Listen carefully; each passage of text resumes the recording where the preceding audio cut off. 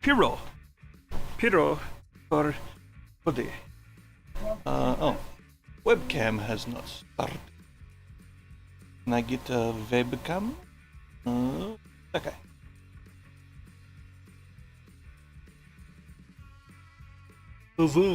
Kind of dark.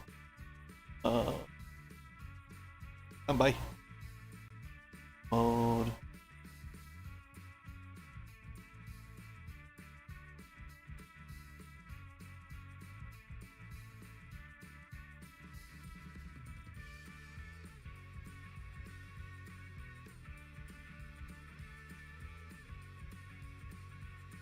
Of course not.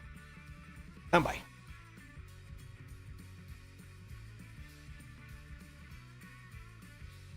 Really? Come on. Douche.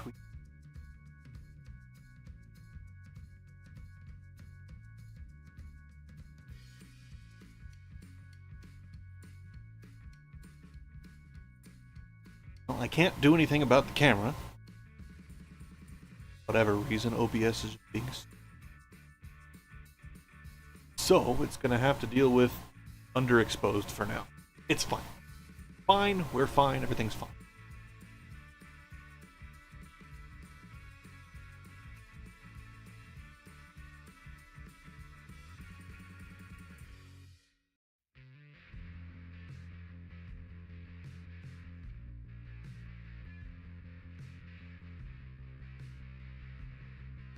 How do you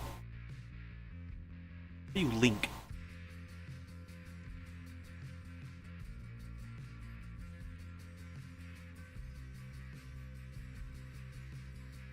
I'm gonna wait until people arrive.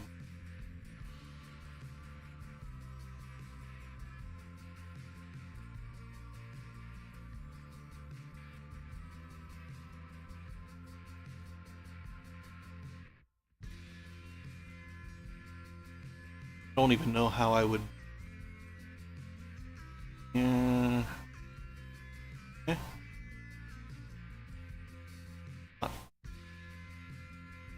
Eh. So.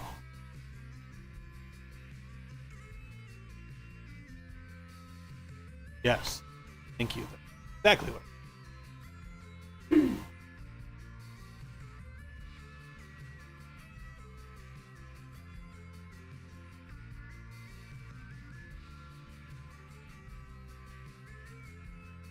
I could have just done was fine, but it's whatever.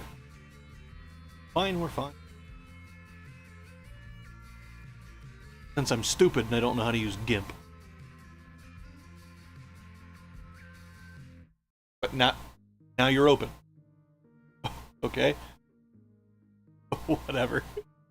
Fine.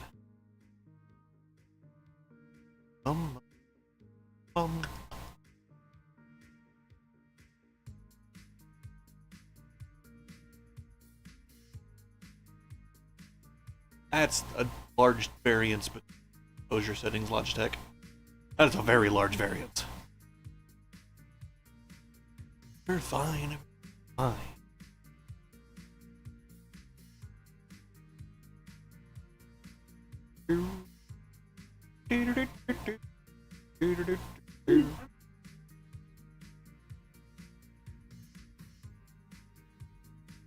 Also have Tiger, also known as... remember his name.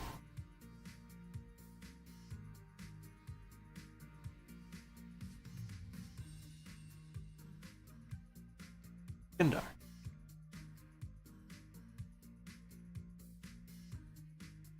Yeah.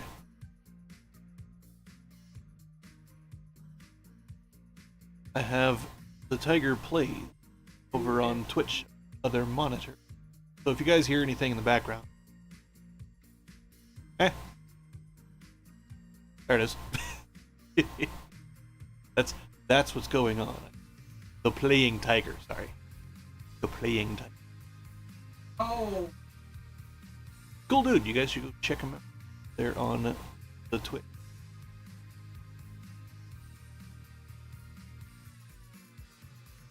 Also,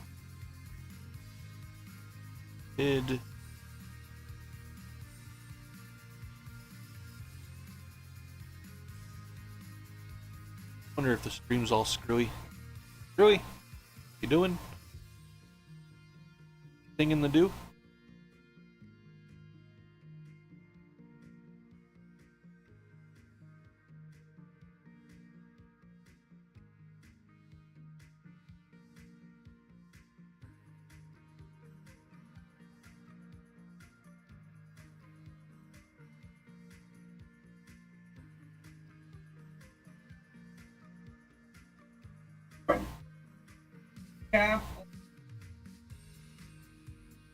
Like, that's a delay.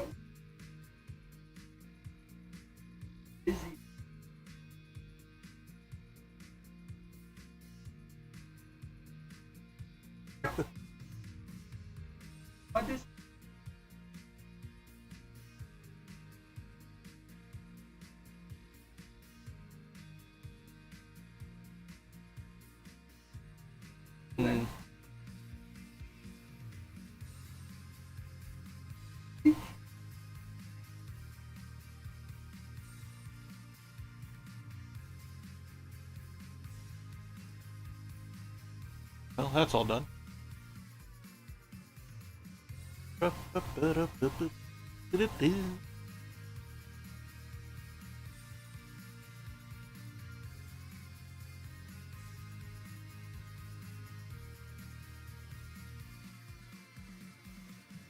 Oh.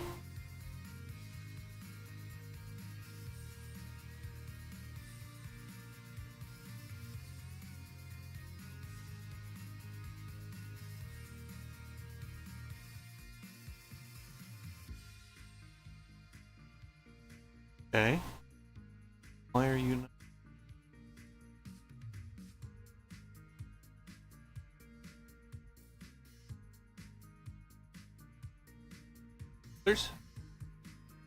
I have the gate. Gate. Gate. Open. Open. Open.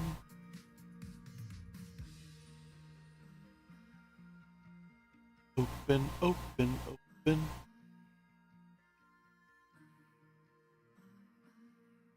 Okay, there we go. That should be better. Had to fiddle with the noise gate a little bit.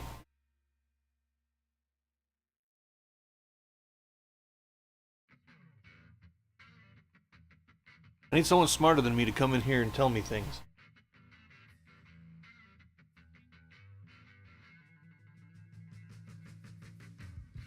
And I warn you, I'm not dumb. Sometimes I miss a solution, but I ain't no dummy.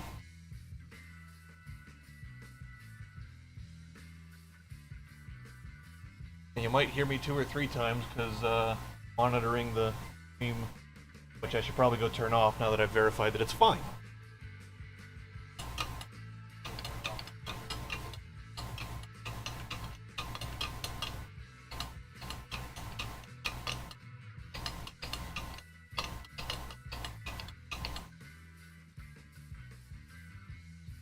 I should really do an opening page on this. I don't have. Do I have? Did I? Oh, I did put it on this one. But I don't have like a. I've noticed some Twitch streamers have start timers, and I should maybe do that too. Which, if I'm going to be moving over to Twitch for game stuff, that's probably what I'll end up doing anyway. But sound is good. Coming from somebody else is good, so I will mute the tab. Mute. Said mute. Oh, wait. We'll put it back on this guy. And I'm trying to figure out, like, I'm trying to wrap my head around this, right? Because we have perfect thing right here, right? So 2 images, one from Cassini, as it smashed into Saturn, and one from the game. And if the answer is literally just like the sun in the game is not the sun in the real world, and it's in a slightly different position, and that's literally the answer, fine. I'm cool with that, because it's a game. But the game prides itself on being as absolutely scientifically accurate as you possibly can make a game be. So it's kind of bugging me, right? And we've gone, Coder and I had a talk about it before, and then I thought about it again, and I was like, but it still doesn't really sit in my brain. Because you look, right? And you look at a propeller, keeping in mind that I'm not going to air quotes my fingers for everything that really sort of needs air quotes, because we don't really have the words that describe exactly the effect we're seeing, but we're using words that are analogous to the situation, right? So the bottom guy is, there is obviously some mass here that is speeding up material on one side and slowing it down on the other, which is where you get this sort of, tearing effect in the rings. You have all of the material here can, for the sake of argument, be assumed to have equal vectors of, some direction. The flat Earth versus round Earth argument, where it looks flat to me. Well, yeah, because it's huge. A giant circle looks flat when you're tiny.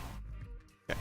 So, that argument in mind, all of these vectors could effectively be said to be pointing one direction, the direction that Saturn rotates, because that's the direction that gravitational waves are ripping. We're not getting too much into the physics of it, but all of the stuff moves in effectively the same direction at... It's not the same absolute velocity, it's the same relative velocity. So all of the objects have zero relative velocity to each other, theoretically. If that were not the case, you'd have a bunch of just blobs and clumps everywhere, as opposed to a fairly smooth ring structure with a few blobs and clumps because of some larger mass that is substantially larger. Hey Tiger, how's it going? Good to see you. Thought you said you had some stuff to do. Wasn't expecting to see you. I'm trying to wrap my head around, I don't know if you've been paying attention to my line of questioning in the science stuff in the Discord, but I'm trying to wrap my head around why the game looks like this, where this one entire edge is lit and this one entire edge is not. But reality appears to show a leading edge on either side of two intersecting lines of symmetry, is what it is. And I was up here looking at something Coder posted, which this appears to show a tear with clumping on both sides of the tear, which the effect here is more something speeding through a colloidal mixture, causing the particles in the mixture to clump together in sort of a wake. And that's what we see here. But if you look a little bit closer, right, the way it appears, the way you see it with your eyeballs and knowing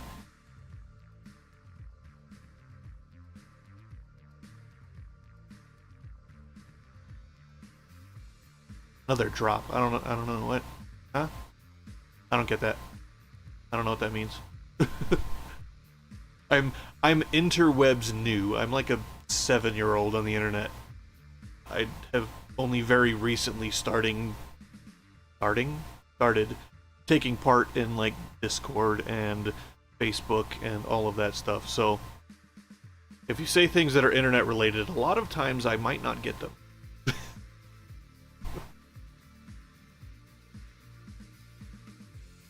Or maybe it's just one of those dialectical differences. I don't know. People use words a different way depending on where they're from. Oh, dive. I got you. Another dive.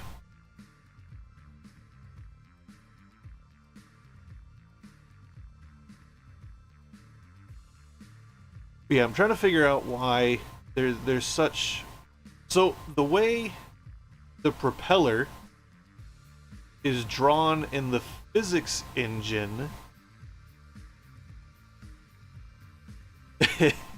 Yeah, I just made a cup of tea, and it's a black tea, but it's not very strong, so I'm hoping it. I don't know. I've been drinking like 2 or 3 energy drinks a day, and they haven't been. I need to wean myself back off of caffeine because it's not doing the thing that you would suspect that you want it to do for me anymore. I don't know that it ever has. I think it more evens me out than it does give. It doesn't give you energy. It deletes the "I'm tired" chemical from your brain, or interferes with the uptake of the "I'm tired" chemical melatonin. Interferes with the uptake, something like that.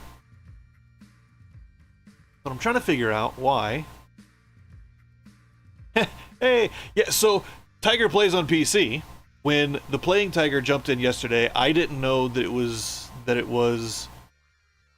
somebody else. I was like, oh, well, maybe Tiger Plays on PC changed their name, and that's who it was. So it's like I was confused the other day. I was like, I feel like I should know who this is.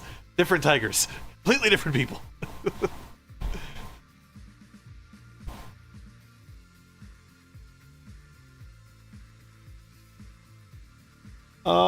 I think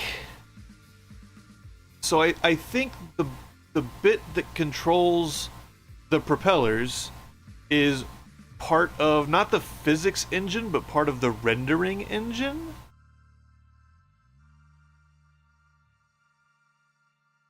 So the way that the lighting should be handled, I would think, should effectively be, because what it has to do is it has to calculate this as a physical element in the game world and apply rock structures, iceroid structures, to these shapes, right? So it's going to be the big kind of bulging area should have a denser cluster of rocks than this little stripe here, which is what we see in the game, right? Because we get this image, you have a little dead space, and then you have this clumping. And that clumping, the way that it is lit, could only exist if there was an object of this width moving out of the gravity well of the planet in a vector that is perpendicular to the rate of motion of the rings. It would have to be pushing material all like you sweep with your hand, right? Okay, have fun in Zapekiss, Tiger. I haven't played in a while. I haven't played since V16 dropped, and I keep meaning to get in, but I'm addicted to Delta V right now. I play 6.5 hours a day. Granted, this last week I've had off because I've been shifting my schedule. I'm going back to work on Sunday, or tomorrow, I guess. But 6.5 hours a day for the last 18 days, technically. Because I'll get off of... I've been getting off of work and just hopping straight into the game and playing for 4 or 5 hours, and then on days that I'm off, I play for 10 hours. I'm like, oh, it's an addiction. I'm not upset about it. It's so fun. Yeah, I'm not sure exactly the in-game physics, how the game engine specifically derives these shapes. I don't know if it's just a hand-drawn shape that the devs have made, and then they apply the wave function of iceroid generation to it. Because if you look at this image also, you see these kind of like darker spots and lighter spots. Those are also part of what the engine uses to decide how densely to place rocks in the game world. There's a discussion about that ongoing in...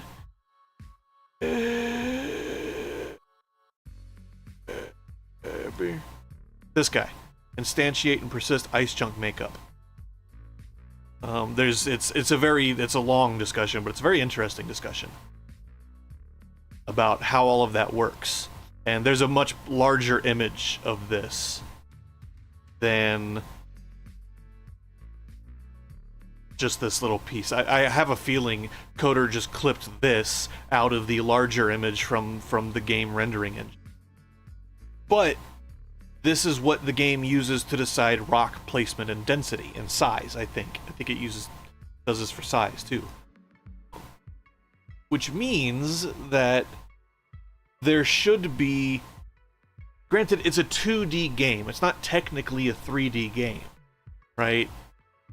So maybe the idea of clumping in this 2D world doesn't really apply simply because it's 2D and not actually 3D.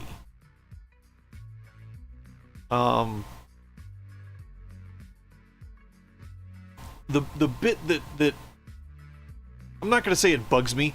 I love the game. I'm going to play the game regardless. It's not stopping me from playing the game by any means.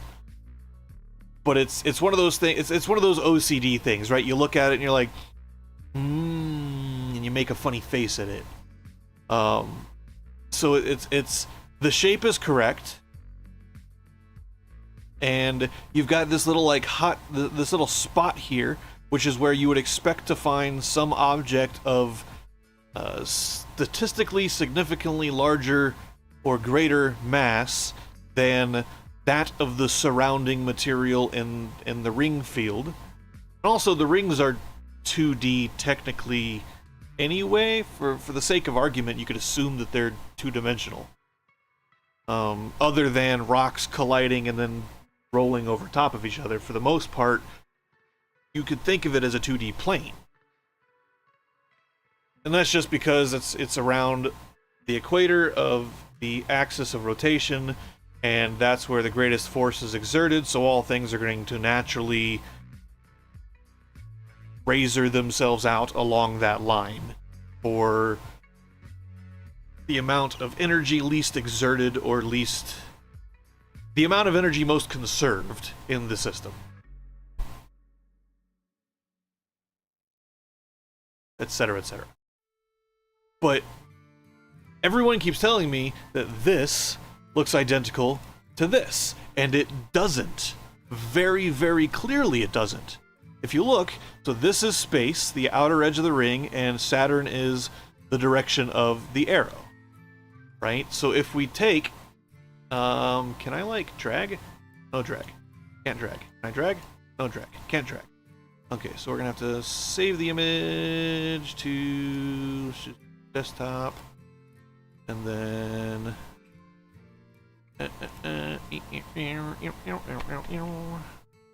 desktop. Cool. Don't save. Tiger plays on PC. Yeah, it's Delta V Rings of Saturn. It's a hyper-realistic space mining game in 2D, not 3D, which makes the physics a lot easier to handle for a lot of people. And there's no definite progression to the game. It's all, you buy something to make something a little bit easier, but it makes something else a little bit hard. It's all side grades, not upgrades. So it's I'll be playing here in a little bit if you want to come back. If I can get the people that I'm having a discussion with to come into the stream and explain where I'm going wrong in my thinking, and it makes sense to me, and I don't just argue because I like to argue. Yes, it is Discord and Microsoft Paint for right now. Shh, we're not talking about that. Also, Tiger plays on PC. I did add your we can go in here.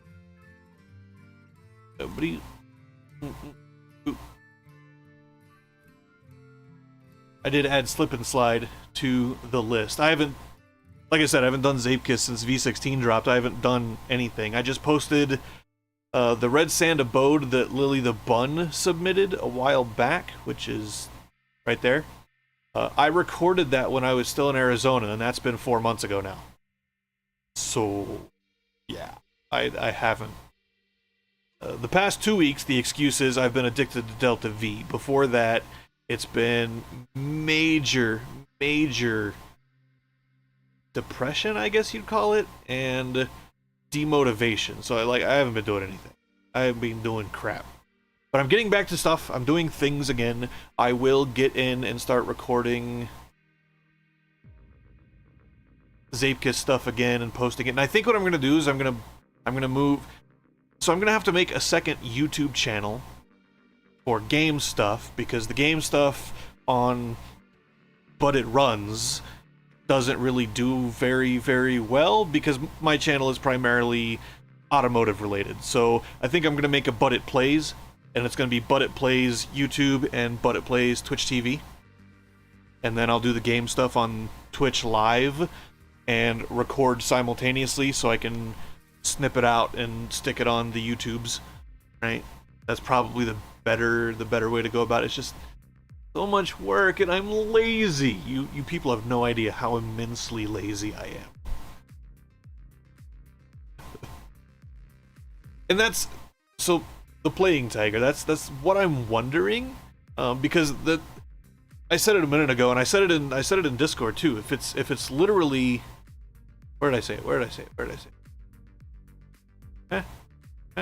If the answer is literally just the light source is somewhere slightly different than where the actual sun is in relation to actually Saturn, then whatever, it's fine.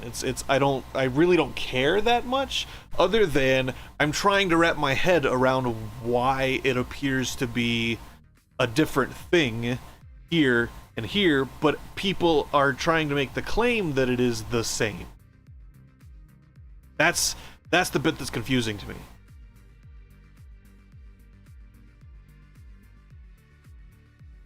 An announcement? What do you mean an announcement?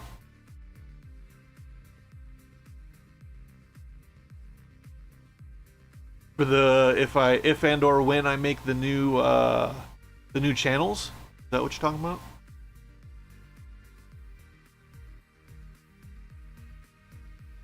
Right.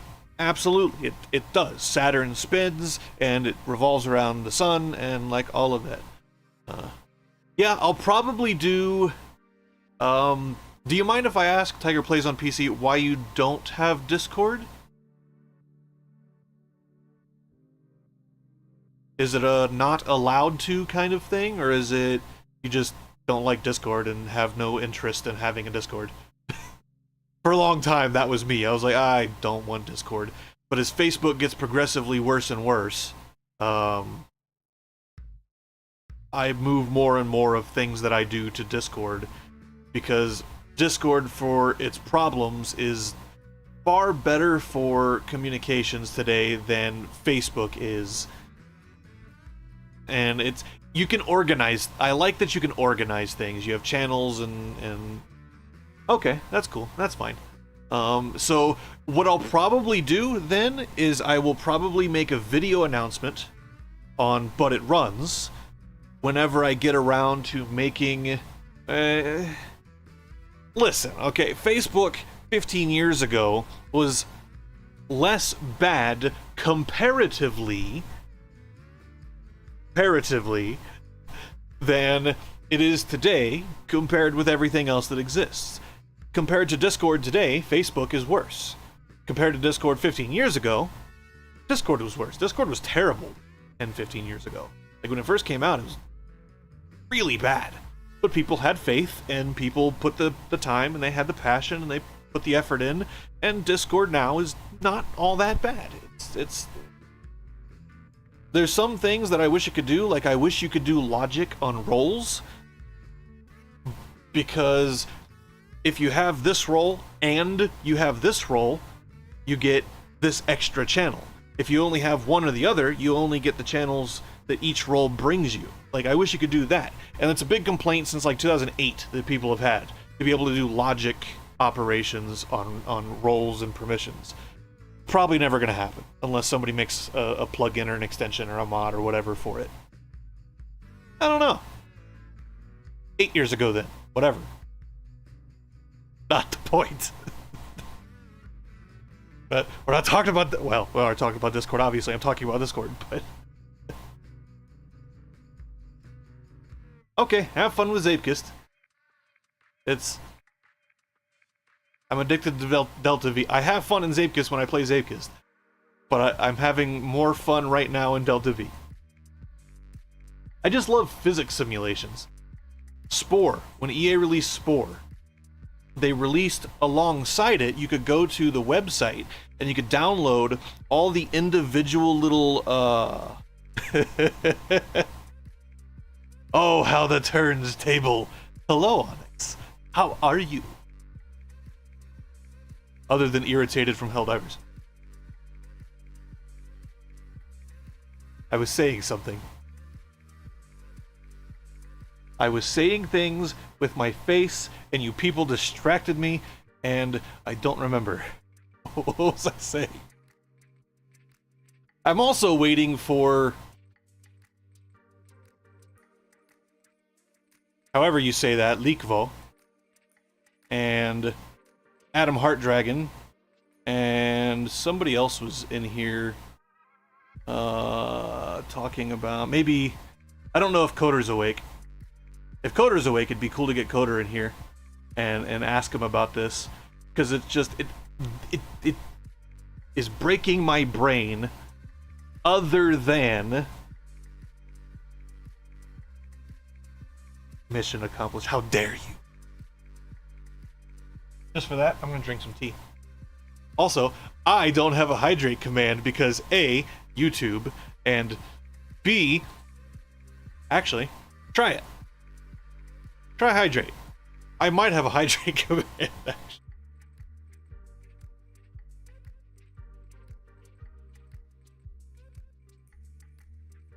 I don't remember. I put a bunch... I have like 60 commands in Nightbot or something. And it takes a while, because Nightbot is like so incredibly slow. I don't know exactly why. So because we don't have the like channel point redeems and stuff, you have to have just a bot, and I've got Nightbot, just like you've got Frosty. And so I do have alert command. Oops. I have a lurge command too, just in case.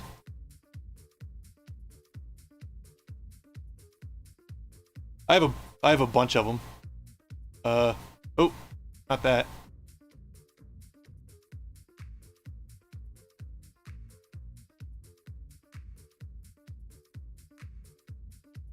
And it's just Nightbot. YouTube natively doesn't have anything, as far as I know. YouTube doesn't have anything bot related. And it's part of the reason why I've been thinking about moving all the game stuff over to Twitch anyway, or anything, not even game stuff. So Twitch is a lot more friendly in the algorithm.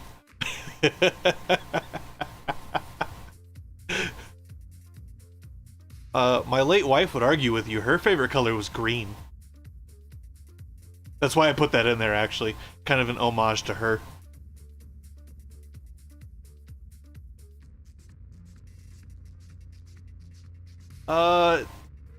Yes? Because if you look at the real world image, right, it appears to be clearly along this line of symmetry, two separate edges. One in towards Saturn, and one out towards space, where it appears to be doing that, which sort of it is, but sort of it isn't. It's I can see the physics in my head, and there's no way I'm good enough at GIMP or Blender or any kind of rendering engine to be able to illustrate what's in my head. But you can kind of see it in here too, where yes, there is some illumination on this trailing edge, but there is more illumination along this leading edge. Same over here. There's a little bit of illumination there, but there's a lot more light reflected off of the leading edge. And we can go the other one, right? This image, same thing. It's kind of grainy and fuzzy, which I put it in here. Yes, thank you. I put it in here. So yeah, it's grainy and fuzzy, but you can clearly see pencil, right? So there's a line of symmetry. I should probably do it with a line. There's a line of symmetry there. Oops. and there's a line of symmetry there. And you can clearly see that it appears to be spinning. Oh, I'm falling behind on chat. How do you people do this? Funnily enough, the Playing Tiger, my channel color is an orange E3A500. And which is weird because I'm not normally one to go out and say, yeah, I want an orange. It just, I don't know, I was going through colors and I was just like, that's a nice color, I like that. And it just, I looked at the hex and it just, now it's stuck in my brain.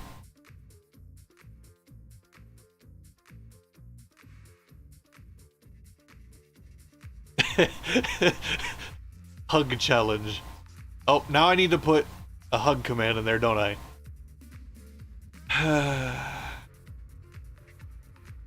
You know what? You know what? You know what? You know what? You know what? Wait, wait, wait, wait, wait, wait, wait, wait, wait, wait, wait, wait, wait, wait, wait, wait, wait. Chat's still moving. Wait. Oh, that was Nightbot. Fuck you, Nightbot. This guy? No. Huh? I thought I had a... This guy? Oh. No. Damn it. I thought I had a, like... Fine.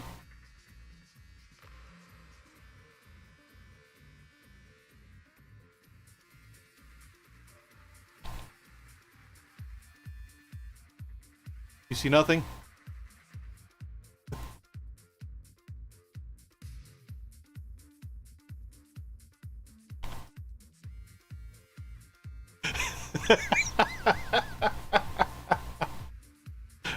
Oh, the moving was you say waiting, still waiting, still waiting.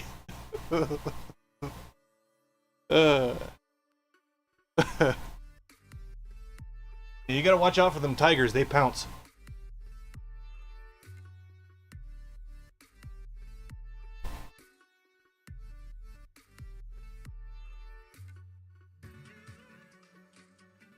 Okay, anyway, back to the thing. Oh yeah. I don't know why I'm putting the I don't know why I'm putting the exclamation. There's no need to put the exclamation in the freaking notepad. Whatever. I can't do coffee. Never been able to. It just tastes like tree bean to me. I don't know why. It's like I can't do any kind of beer. Any beer I've ever had just tastes like wet plant. I just taste the hops. Right? That's all I taste is plant matter. Anyway. We're looking at, hello? Paint. I wish you could... Anyway. For the sake of argument, we can say that the rings are a two-dimensional plane with all the vectors aligned in about the same direction.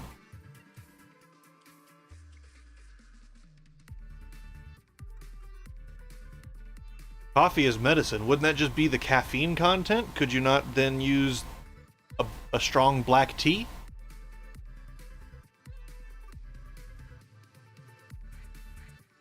Yeah, I know a lot of people that drink beer that are that way. The only way they can drink like beer is it's got to be, you know, just about ice cold. Some bars will have a big...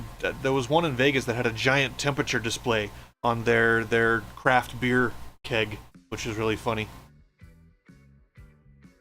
Cold coffee? I can't even do cold tea.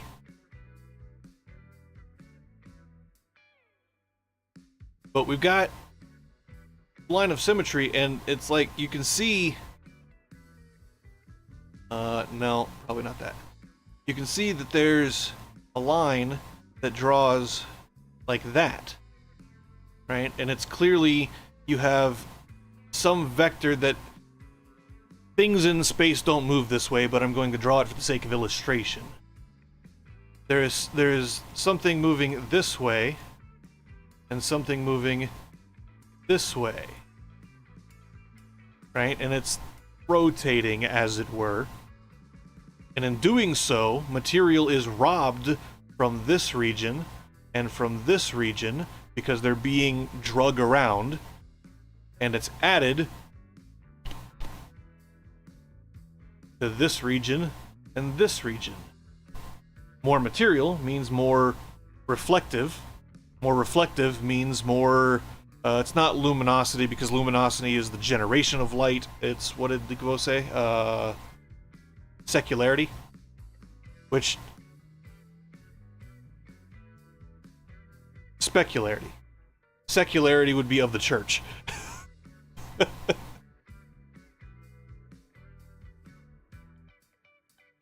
If you want to talk shit all you want. I am here for it. What I do. Tell me you think tea is bad. I'll tell you you're wrong.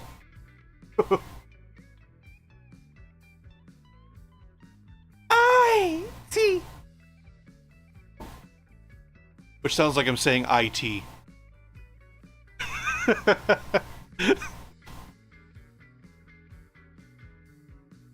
Tea and government, as in that party in Boston that probably should happen again, which I did not say. Albedo! That's the word! Thank you. So yeah, it confuses me that the in-game one then has this, where I guess we can do the same thing.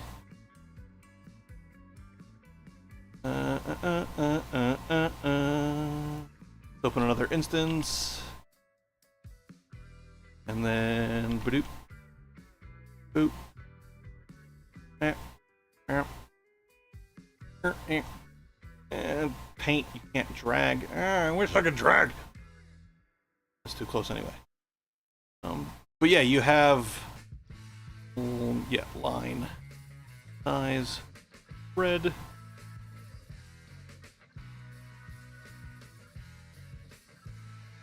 You have this line of symmetry and this line of symmetry, which that's not in the right spot.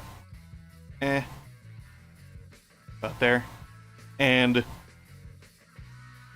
the higher albedo section is on the leading away from the planet side of this line of symmetry. They're both on the same side.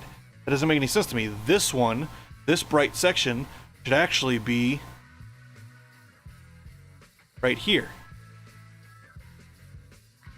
Right?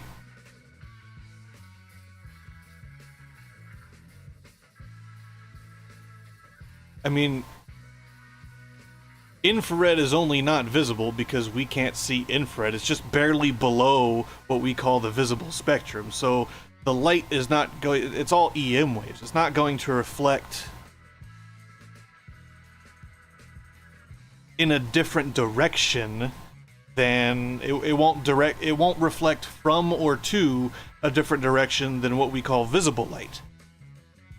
Right? Which I guess this image would be the better one. Because infrared, sure, okay, yeah, it's infrared. Red comes in, bounces off of this, red comes in, bounces off of that, and you get more here and less there. It should still, blue should still reflect the same way. We're not talking about refraction, right? Reflection is going to be roughly equal, dependent on surface, what's that word? Surface makeup. If there are physical artifacts that are reflectant in different more reflectant in different wavelengths than in others that are smaller or larger than that wavelength, then light could theoretically reflect off in a different way, but that's not going to be the case for something on this large a scale.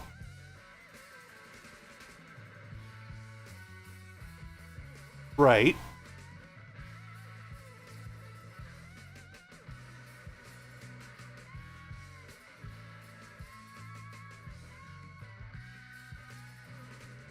And there is the way that you would see more albedo from here and from here is that there is more matter. Because background is, for all intents and purposes, for the purposes of this image and this argument, the background emissivity is 0, right? That's black, 0, effective. There is more material. There is simply more mass in these sections that is apparently more luminous, more reflective, more whatever, higher albedo than the sections behind it. So I would then also assume that, even shadows aside, less material here means you're not casting a shadow. If the light's coming from this side, right, you're not casting a shadow along this bulge, making this bulge dark. This would be brighter in apparent albedo than this would be, simply because there is more matter.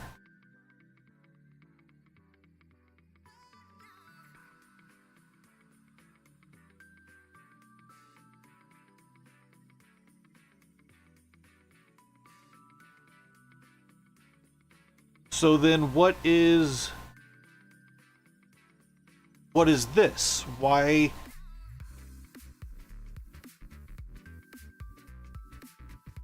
is there more albedo on the outgoing side of the ring than there is this supposed to be visible light from just reflectance? But then I still don't get, there should there not be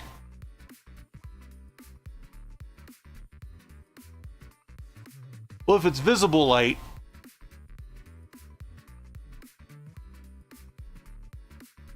but that still doesn't, there should still, I would think, right, the sun's over here, but I would still think that because there is more mass on this side, there is more rock, there's more rocks, there's more material, and there's less here. Even if you had some rocks, so you have, hold on. So if we're looking at, let's call it, for the sake of argument for the time being, we're just looking at the rings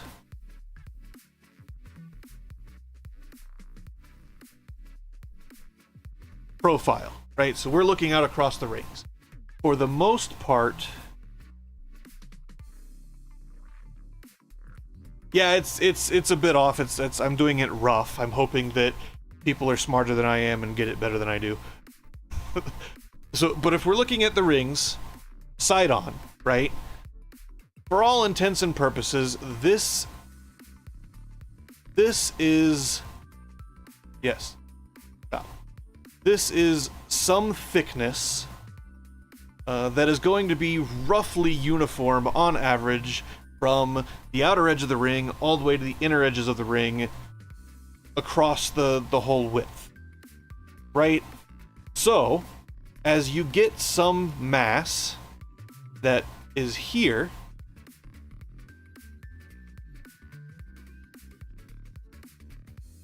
thank you.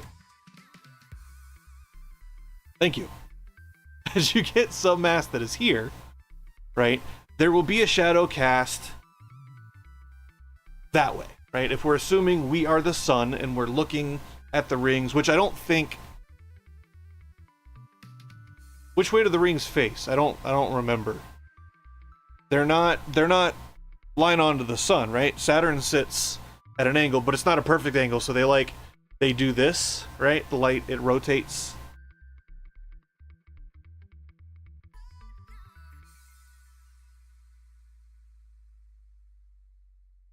So then the idea just is that there is some clumping of material that is here and here simply because the mass is there and exists, and as the sun shines across, it's just shining across from here, and this is just a long shadow. It's not representative of the density of the rock formations. It is simply just a shadow as illuminated with some material along this edge that sits not on exactly this. It sits higher in the plane than whatever this stuff is. That's what it is.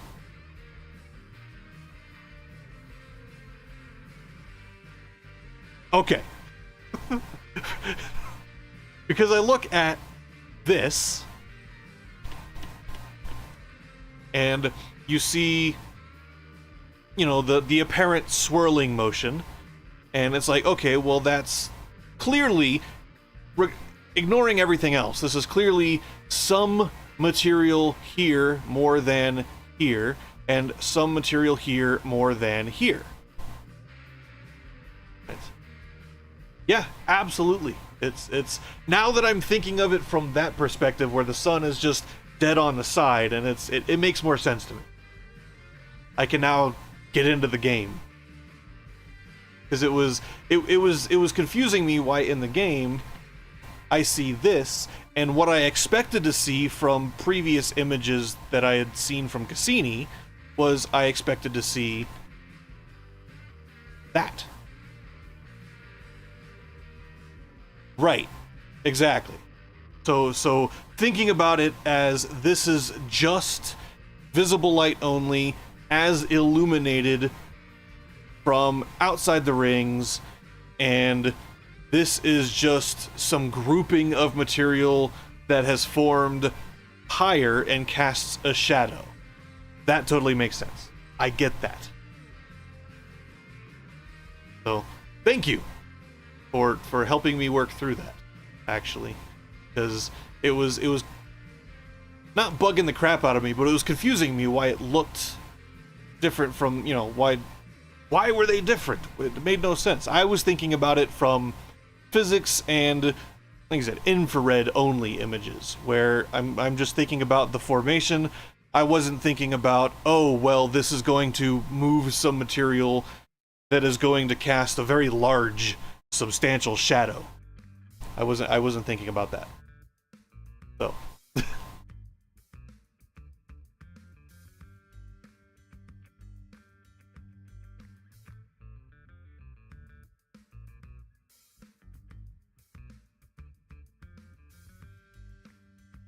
So now, onto the game.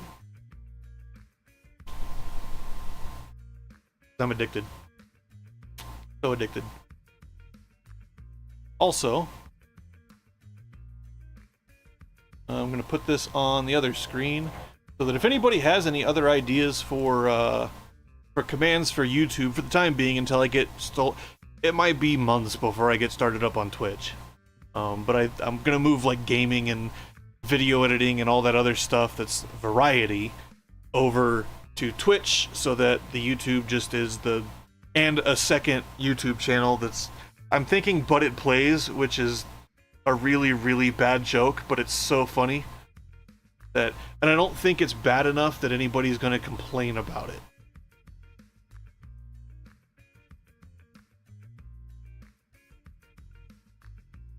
So what I want to do right now, actually, is I want to run a test before I do anything else. I want to run a test because I suspected last night that Storm Coinage, the first racer that spawned in my save, was actually not as agile as Nuclear Price Model E that I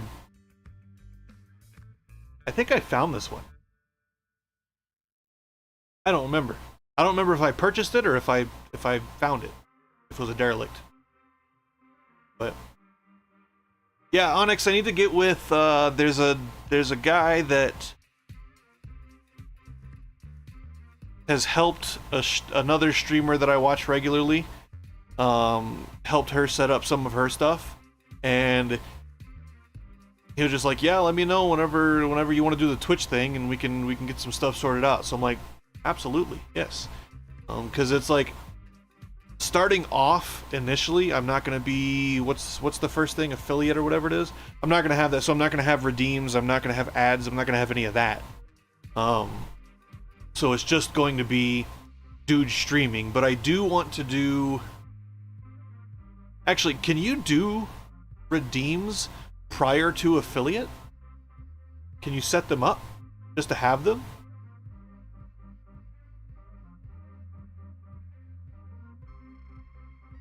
Because if you can, I might have some ideas about that.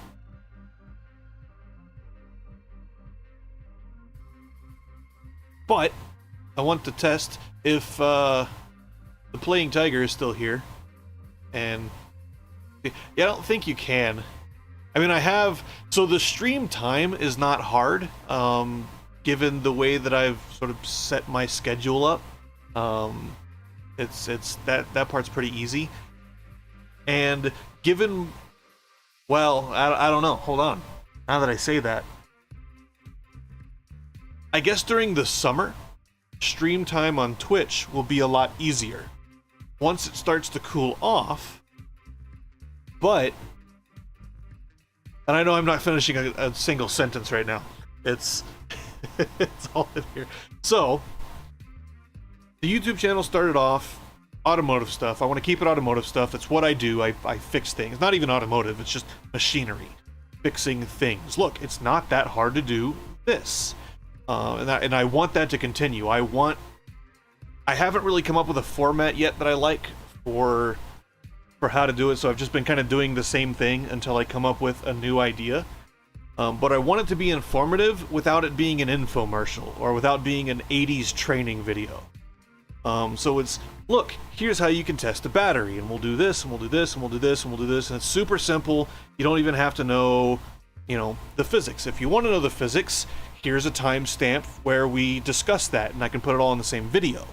But I want it to be a lead up from, like, here's the simple stuff, here's how you do this stuff and what it means, and then if you want to know more about it, here's a little bit of explanation or exposition or animation or whatever that explains that, all in one contained unit. Don't know how to do that. I don't know. I can't animate. I animate.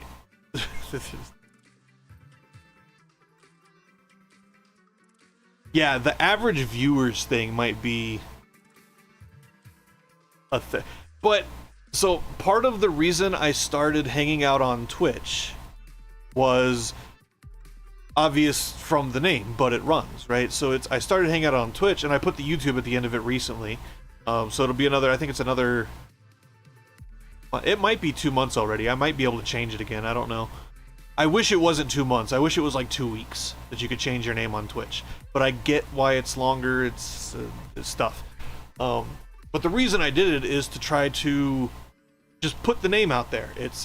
I'm not going to people's streams and be like, hey, I'm on YouTube, you should come watch me, stop watching this schmo. Like, I don't want to do that, obviously. I wouldn't want somebody to do that to me. But, like, you know, I just want to get the name out there. So I have been hanging out in, you know, a number of different, yeah, exactly, networking. I've been hanging out in a bunch of different streams and talking to different people, and I've made, I don't know at what point, I've never been very good at humaning, so I don't know at what point you begin calling people a friend or an associate or a coworker. Like, I don't know where those lines all lie in interpersonal relationships. But I've made what I'd probably call some friends, people I DM on Discord, and people that we've sent pictures back and forth, you know, in DMs and stuff like that, and we talk about just life things, not just, hey, that Twitch stream was cool today, you know, stuff like that. And I don't know what the etiquette is for DMing people in Discord. I don't know, like, because me coming to an Onyx stream is, I am a viewer, Onyx is the streamer, right? And I don't know if there is some point where you've hung out with somebody on the internet long enough that you can say, hey, yeah, I've been hanging out with this person, and used to the internet was faceless, nameless, voiceless, but today with streaming and video and high-speed internet, we can do this, we can chat, right? And I've always wanted to get 5 or 6 or 7 streamers together, all with each other tabbed, having a conversation with stream delay across their streams. I think that would be utterly maddening and hilarious. Welcome back, Tiger. What'd you build? Did you build another khaki map, or is it like, you know, a flowy map, or I don't know, is it, what kind of map is it? That kind of works, actually. Streamer friends, Discord friends, yeah. Yeah, I think it'd be just hysterical, because it's like, by the time you wait, so you could do it the easy way, right? And you count the delay on everybody's stream, whatever the maximum delay is. Whenever somebody says something, you wait that period of time. That's the simple method. That takes forever, and that would be less humorous. And then I don't know how you'd compile it. So, oh, this is a bad idea. Okay, so.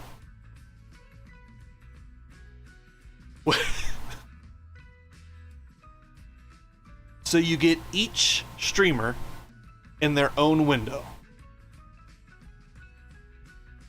You open OBS for a second instance. You can run multiple instances of OBSs. That's how I did my 20 straight hour road trip video. I had one camera with one OBS instance facing forward, one camera, one OBS instance facing back, and then one more inside for the screen, for something I was doing on the screen.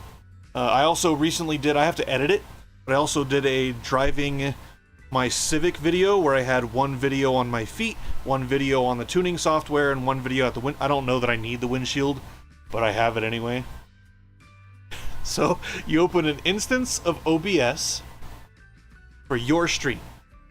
You are streaming with that. It can get minimized, it doesn't matter as long as it doesn't break. You then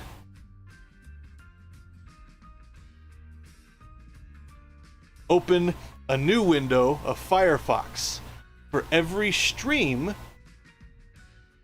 that, and only one person needs to do this, I think, but for every stream that you have, that you're talking to another streamer via stream delay. You make the video window theater mode so it fills the whole window of the browser. And I'm sure you could I don't know that you need, you can only really, I don't think you have to tile them for this to work. You might, I don't know. But then you window capture each of those and you tile them in a new instance of OBS and you stream that. So whoever's watching, they can watch all of the individual streamers and see their reactions, and or they could watch the compiled stream, which is, I don't know how you do that actually. Can you stream multiple times on one account in Twitch? Like, can you have 2 simultaneous streams? You might have to have another account to do a party stream. Which, well, you could do a YouTube stream for the one and then do a Twitch stream for the other. So Twitch is the single and YouTube's the compiled, or vice versa. That would be incredibly dumb and extremely hilarious. Now that I'm done with that, I can respond to Tiger. No more khaki. Oh, so no more weird booster slowster glitch nonsense. Okay, so storm coinage. We are in storm coinage. Okay, so this is going to be kind of expensive. I already got the achievement for the insurance, so what I want to do then is I want to have everything 100% on both, so it's a fair test. So, let's go. Okay, we're going to do this. I don't know if this is cheaper or not.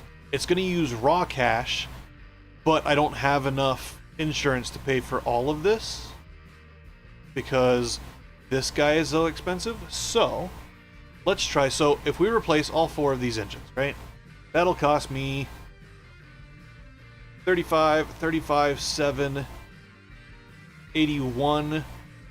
So 15, 151, 1.5 mil. Okay. So 1.5 million. I'm at 2.9. If I go over here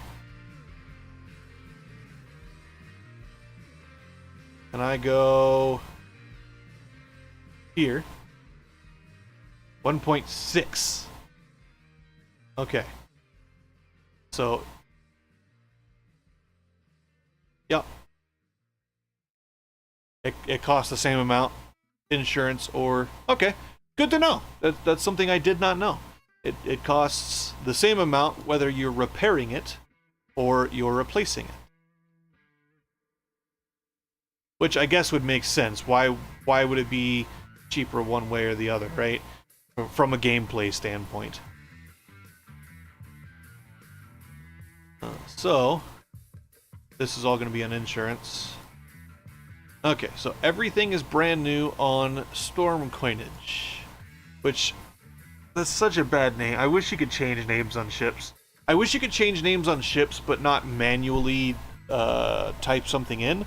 I wish you had like a drop-down or a randomizer, and you could just hit randomize until it changed to something you want, and then you have to register it.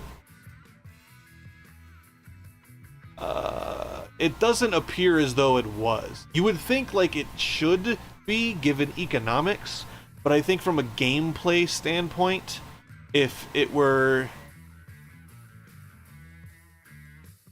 absolutely cheaper to repair, like, yeah, I mean, I make the joke all the time about people with money. It's like, oh, the gas tank's empty, time to go buy a new car. I actually know a guy that, yeah. Not gas tank empty, but, oh, the water pump's bad? Pff, guess I'm buying a car. I know a guy like that. Like, dude, the water pump's gonna cost you $400, right? Funnily enough, I know one of those, and I feel like I don't know him well enough. Tiger Plays on PC knows the name. Leiter, Chris Leiter from Zapekist. He owns multiple Teslas. Multiple Teslas. And he makes videos about the auto drive feature. Whether, you know, and he does a bunch of testing to it. So, yeah, the Starcat Stellarator, you can't just like take out and swap out like I just did for the main jets on this guy. So like there's gonna be some...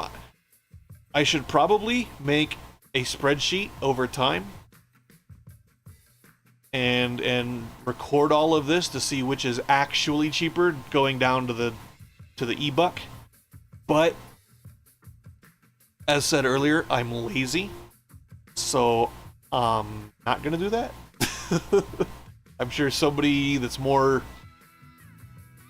If I was at my old job in Vegas and I could convince my system engineer to play the game, he absolutely would sit down and make a spreadsheet of every repair, that every percentage, and how much it cost, and how much it would cost to just buy the new and whatever. Because the only way you really know for sure is you have to do it on the same piece of equipment from the exact same wear. So the same, because this wear has more decimal places than this whole number that it gives you. I found that out yesterday when I had a part that was 70% in here and it said okay. When I went to launch Ring Drive, it said fail 69. Or I went... No, not... I went to Fleet. It said fail, and I was like, what? Why? And I went into the Fleet, and I went to examine ship, and it said 69%. So there is more than... There's a floating point value that I don't know how many decimal places it goes out for the damage. And it's not this whole number, it's some decimal value.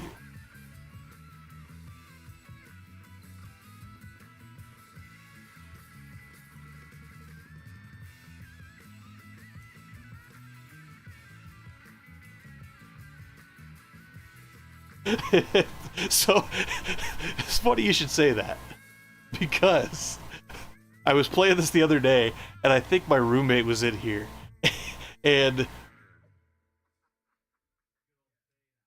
okay, so you're just sitting here, you know, you and your buddies are standing around, you're having a conversation. The captain, I'm the captain, right, in this kind of universe. I'm the captain of the ship. I don't know if I'm AI or if I'm human, because I never see an image of myself. We only see the crew, as it were. And they are probably human? The lore says that it's all just humans. So, this guy in particular... Yep, definitely him. So this guy in particular, you're sitting here with your friends, and it's Damien. Creepy as all hell. It's just like, it's Damien. He just like comes in the back with that just creepy ass grin. Just like, he's just like, he's looking over everybody, and now you see it, you hear it, you think it, you're like, he looks like he's separate from the other four, right? He's further out, maybe over here a little bit. It's just like, here's Damien. Hey guys, how's it going today? We're gonna, you know, head out to the rings on a nice dive, and then we're gonna... Damien. Welcome. You want to wipe that shitty grin off your face there, bud? It's kind of creeping out the rest of the crew. Which, funny enough, in my save, I think all of the names are procedural, because I think other people have talked about who their singers are and their AI haters and what have you, and they're always different names. So I'm pretty sure the names versus the roles and the occupations are all procedural. So I'm pretty sure Damien is my resident AI hater. He's the guy that is completely against computers doing anything for you. Which, no social commentary there.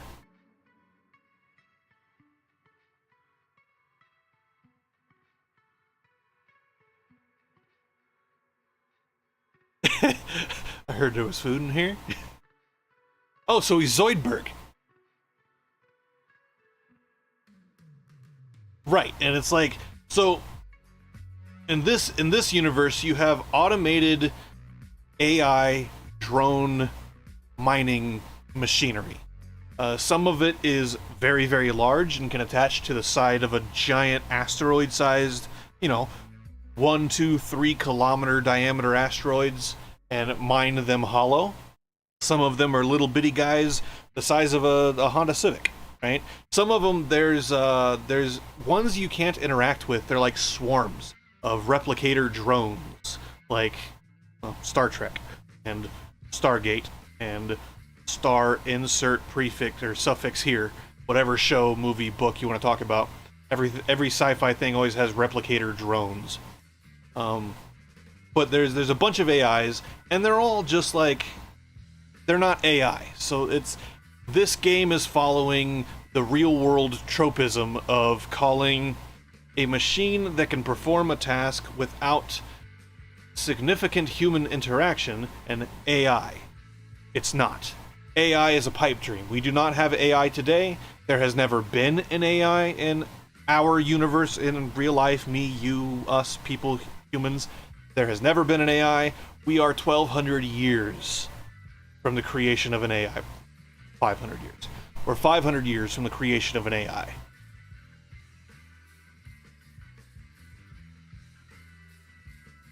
Yeah, that makes sense.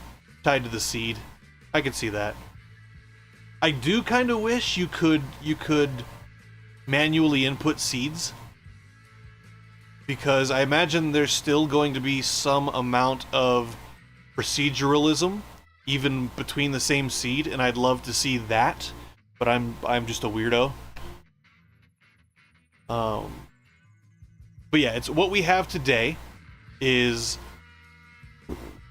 the thing that people are bitching about right now is math art. Right? Where it's like, oh, there's AI art taking over the world. I have a program on my computer, granted old-ass hardware, so the efficacy of such a program can be questioned in itself. But I've got a program on my computer that is AI art.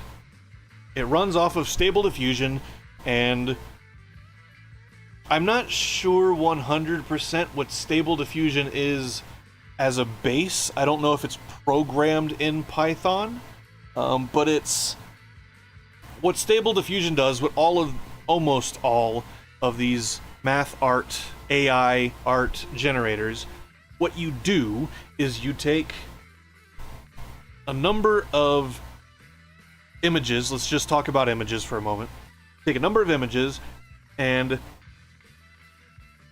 the computer goes through them a bunch at a time and finds similarities between them compared to similarities between language that you have attached to each image. So there's a text file and there's an image file.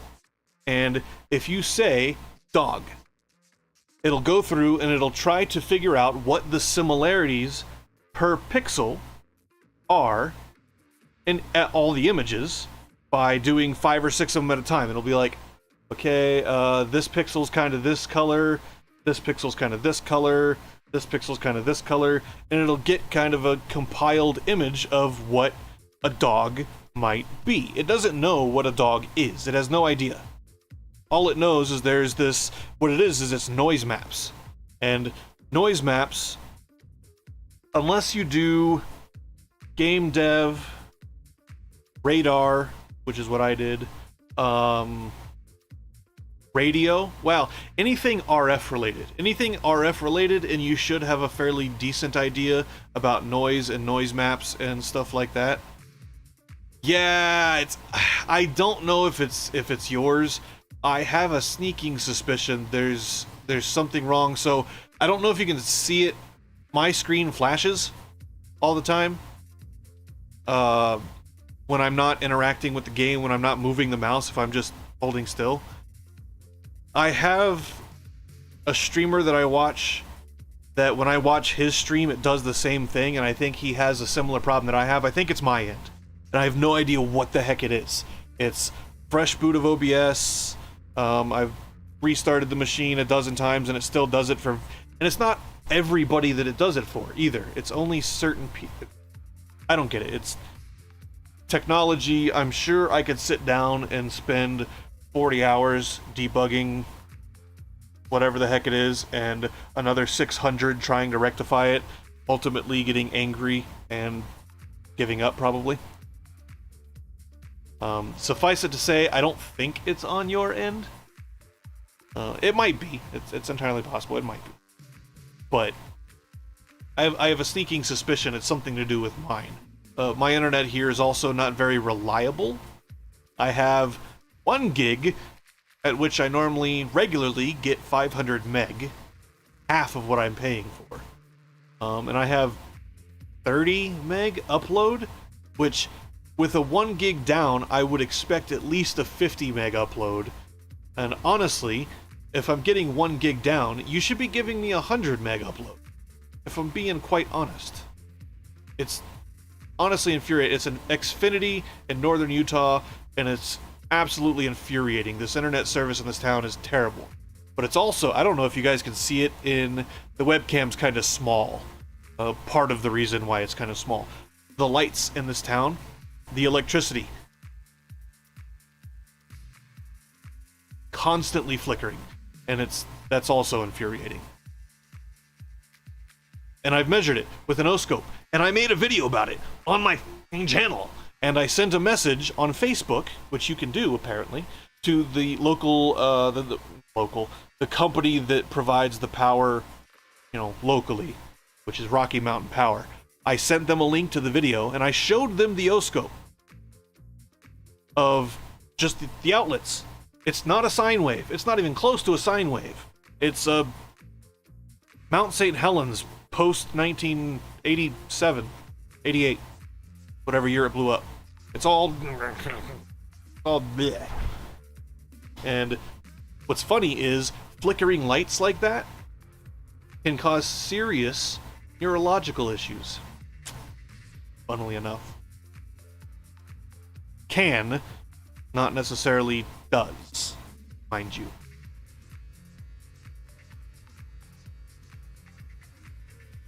And now that I'm done ranting, I forgot what I was doing. I was going to compare... Oh yeah, I gotta fix... We're talking about how creepy Damien is. I gotta fix nuclear price. Any of these guys like crazy expensive? No. Boom. Boom. Insurance will cover that. That's nice. Look at that. Oh no. Oh no. That's what I was worried about. The Starcat. So, that's as far as I'm gonna go. That's another 250 for 2%. And that's one of those diminishing return kind of things. So we can't do a 100% perfect test because I can't fix the... I don't think that the reactor being 4% down will cause a huge issue in the test, but nothing. I got no response. I sent them a message previously, once before, and they opened a ticket. And... Okay, so... all of you out there in YouTube land, I don't know necessarily who you are as people. I don't know what you do for a living. So... the story I'm about to tell, I'm going to provide probably more detail than is necessary for some, and probably not enough that is necessary for others. It do what it are. So I opened a ticket. Because the lights were flickering. And at this point, I hadn't checked the O-scope, I hadn't checked with a voltometer, I hadn't checked anything. The lights are flickering, it's a problem. So, I get on Facebook and I find out you can actually message the power company and somebody will respond and they opened a ticket. And kicking myself later, I deleted the message chain from Facebook altogether at some point because I went back and tried to find it and I can't find it. Because it would have been nice. So, open a ticket, step one, right? And they say, okay, well, we'll have somebody come out and do a test. So, a technician came out, they opened the box, and they checked the box of the voltometer. Because their thought is, well, it's got to be your house. Every single building I have been in or around has this same light flickering problem. Everyone. And me, being very, very possibly on the spectrum, I can't ignore it. I don't have that part of your brain that lets you just not think about something. If it's a stimulus input, I process it. And I process it actively, and it creates an output. It bugs me. So, they send somebody out. And say, well, we didn't find anything. What other problems are you having? Do you have this? Do you have that? You know, they're asking questions like, does your fridge work? And all this other stuff. And I'm like, everything works. There is power. We have sufficient power supply. What we don't have is reliable power supply. Ideally, and of course nothing in the world is ideal, obviously, but ideally you should have a sine wave at 120 volts RMS at 60 hertz supplied to every home at whatever current rating the devices in the house require, right? It's 240 that you bring into the home, and then you split it into two rails with the common in between, and you have two independent rails of 120. We're not talking about... At the wall, you should have 120 on any given outlet, right? So, lights flickering means that there's a problem, and it's not just a... So one of the questions they ask is, well, does this happen when you start something up? When you turn the microwave on? I'm like, no, I've already told you. This is a constant flicker that never goes away, that is present, and they kept asking me about the house. And I'm like, it's in every part of this town. I have never been in another town where the lights all constantly flickered. Ever. And the person I was talking to could not get that through their heads. Like, it's not just my house, it's not just my neighbor's house, it's the whole dang town. And an hour away in Idaho, theirs doesn't do it. And they're serviced by the same power company, but obviously it's a different town, it's a different substation, etc., right? So I'm trying to explain all this to them. They're like, "Oh, well, we'll send somebody over with a piece of test equipment." Okay, so they bring a guy over, and he gives me a box approximately this big, right? About the size of a roll of tape. It's square, but use your imagination. So approximately the size of a roll of tape. And I look at this thing, and I feel it, and I feel how heavy it is, and I'm like, okay, well, there's one circuit board inside this thing. This is a volt-ohm meter. Well, it's not a volt-ohm, it's a voltmeter. Not even an ohm meter, it's a voltmeter. It is a logging voltmeter. I looked up the part number later. It is a logging voltmeter with Wi-Fi capability, which is not attaching to my local network. There's no security risk there. I don't care. Plug it in the wall, leave it for a week, they'll come and collect it a week from now. Cool. I plug it in. Well, see, the problem with voltmeters is, how does a voltmeter read? It reads averages. It doesn't read instantaneouses. Especially given the size of the device and the circuitry that was contained therein. It simply doesn't do it. The voltmeter is merely just going to read the RMS voltage of what the wall's putting out, and that's going to be an average over time. And that time is not going to include the skips and bumps and humps and dips in the power that is being supplied. And we're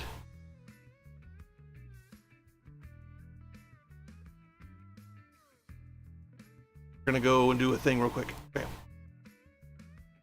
Makes everybody happy and gives me time. So they came in, they picked it up, and then that was a Wednesday or a Thursday. Monday, they come back and they say, "Hey, are you still having problems?" Yes, clearly I'm still having problems because you have not fixed the... I know what the problem is. There's some big facility, and I don't know what it is, that's got very, very large inductive loads. Big motors that they do. There's a lot of manufacturing in this town, and it's really weird for the size of town that it is. So the substation is very likely designed for the town size, not the manufacturing capacity. Which means they've probably only just got a substation sized that the manufacturing just barely doesn't trip it. I would imagine. That's what the actual issue is. I didn't know that at the time, so I'm like, yes, the thing's still flickering. So they're like, okay, well, we'll have an engineer call you. Cool. Tuesday or Wednesday, I get a call while I'm at work, obviously, in secured facility, no phones, phones in the locker, you gotta wait till you get off. Cool. I see I have a message. It's an engineer from the power company. I give him a call back. For 3 days,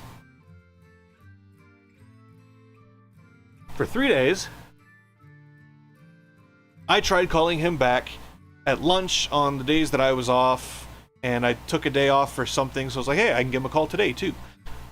No response. I then get tired of it a couple of weeks later, and I stick the O-scope in it. And if you go and you look at that video, there's a section where I have the O-scope.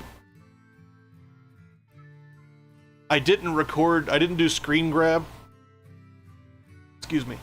I didn't do screen grab at the time, so it was literally just, here, let me pick the camera up and show you the screen. It was really bad. But you can see in the image. You can clearly see in the image. And I used a volt ohm meter too, and you can watch the needle move in the same video. But you can clearly see what appears to be, to my eyes, to be Class B amplifier crossover distortion, phase shifted by approximately 15 to 20 degrees. which I realize is probably going to be gibberish for most people. A Class B amplifier has 2 transistors that turn on for a positive swinging and a negative swinging section of driven signal to give you more power out than you are putting in. It's an amplifier. It amplifies. The problem with that is they're not biased. They're not pre-biased. So as one comes down and goes to turn off, it turns off before the other one turns on, so you get this area of no amplification of anything. It's kind of a dead spot. And so you get this little, like, it goes up and it's a line, and then it goes, and then it's a line, and then it goes and it's a line, and you get a pseudo sine wave.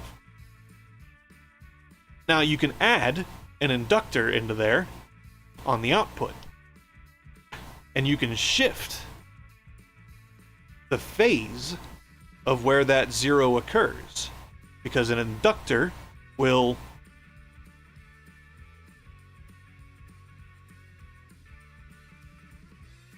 lag in current.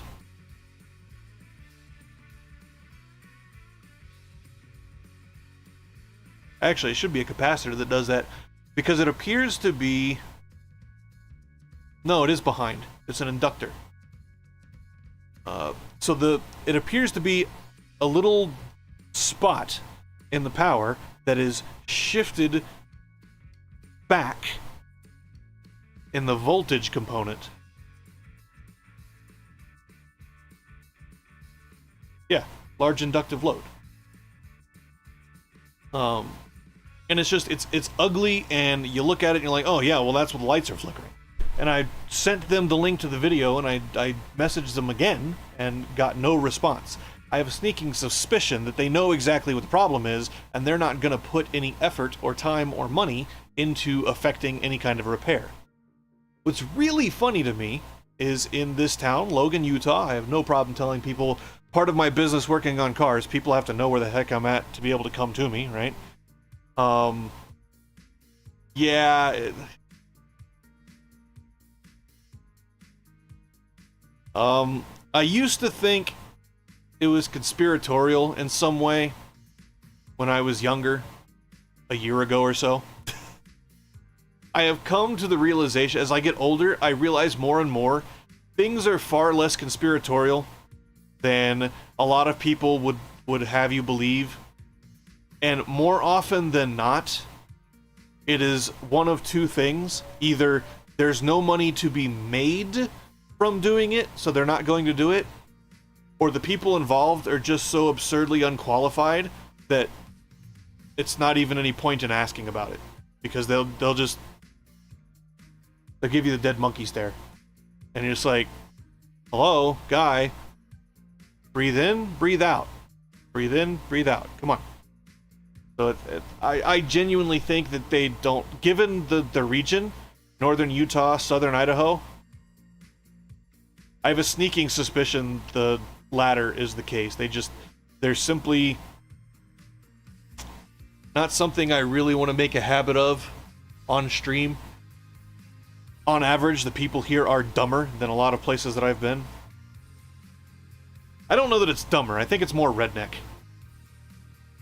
I think it's more stuff around here gets rednecked more often than it gets, which apparently is a bad word. I put redneck in a Twitch chat once, and I got auto mod. I don't even think it was auto mod. I think it was they gave me the "this goes against our community guidelines" message, which means the streamer didn't even see it. It never went to auto mod. It never went to the streamer for approval or a mod for approval. It was just, nope, you can't say that word. Really? Dude, I'm a redneck. You know what redneck means, right? It means I work outside in the sun looking down a lot. My neck then becomes red from a sunburn. That's what it means. The war on language is infuriating. Don't get me started. I'm supposed to be playing a game. Why am I expositing? Okay, what are we in? We are in B. He still has time. Okay, so we're going to go out in storm coinage first. And I'm just doing a simple test. We don't need nano drones. We don't need a whole lot of propellant. 10,000 kilograms should do it.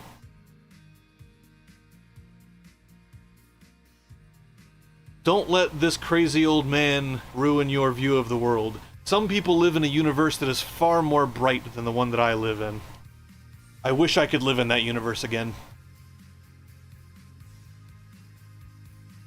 Okay, so we want to stop, and we want to see...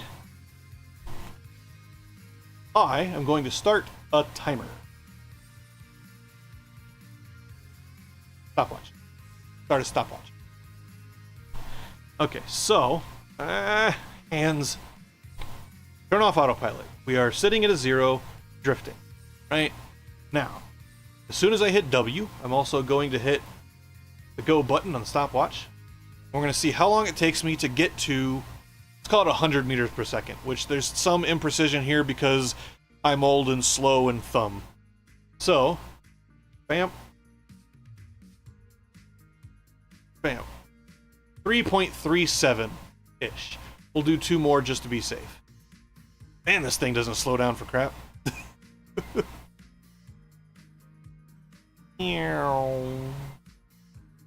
Okay, and we're going to stop.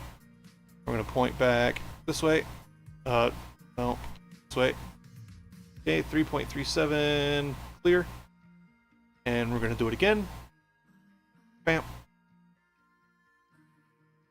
Bam. 3.17.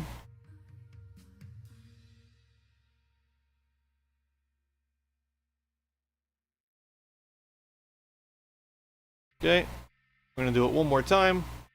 Bam. 3 exactly. So we can call it 3 seconds. So 3 seconds from 0 to 100 meters per second, which... Holy crap, Spackle Batman. That is insanity. Okay, now... I want to check... lateral thrust.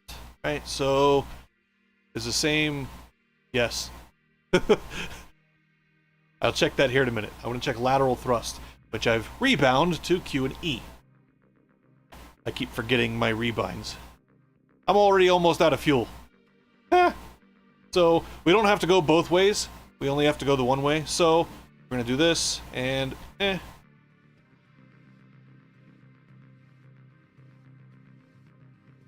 5 seconds. Which I don't have any way to measure rotational, because it doesn't give you a speed. It gives you an acceleration, but that's the ship. They're 2 different ships with 2 different masses and 2 different centers of gravity, so that's going to be 2 completely different tests. So I guess head back. We have 0 to 100 in a straight line and 0 to 100 laterally. That should tell me everything I really need to know. I think. So...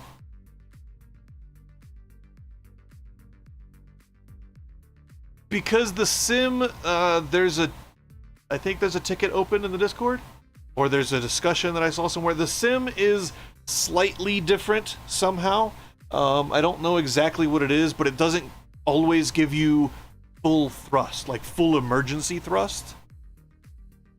So it's a more accurate test to test out in the rings in reality.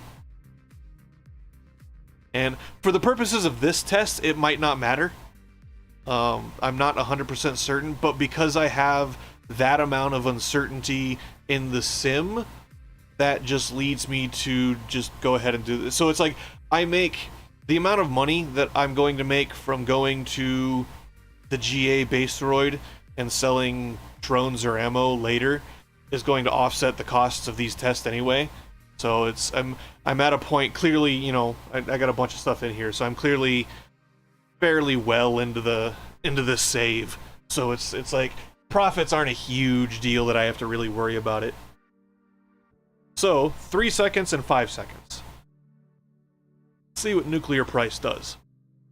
Which again, we don't need a whole lot of. I'm gonna do more though. 15. Oh, we're almost full, aren't we?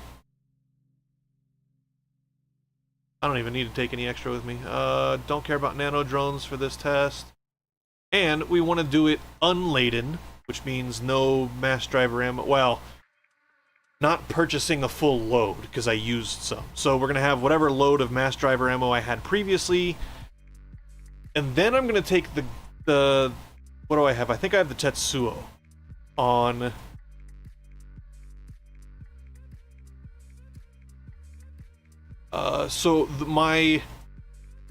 My decision for RCSs comes from rotational capacity. But nuclear price and storm coinage are speed demons. They're not miners. They're not deliverers. They're just speed demons.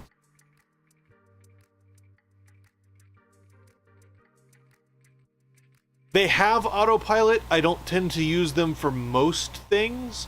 There are some rare occasions that I do, but it comes in handy when you need to aim at things and you actually have your computer booted. Not, when you're being microwaved by a Dorito. So, I don't know why I put my phone away.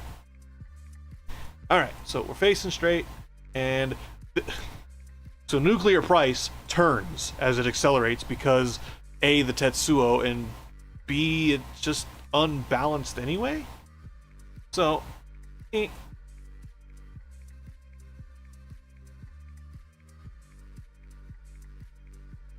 far slower than storm coinage. That was 8.5 seconds. And I don't even have to perform the test again. It's 8.5 seconds to 0 to 100. Which I definitely need to do this with the gun removed, because the Tetsuo is heavy. It is very, very heavy. So get rid of the ammo and get rid of the Tetsuo, and we'll re-perform this test. But with Tetsuo, very, very, very much slower than storm coinage. So now, lateral test. Far slower. I don't even need to start the timer. Far slower. Okay. So now let's go back and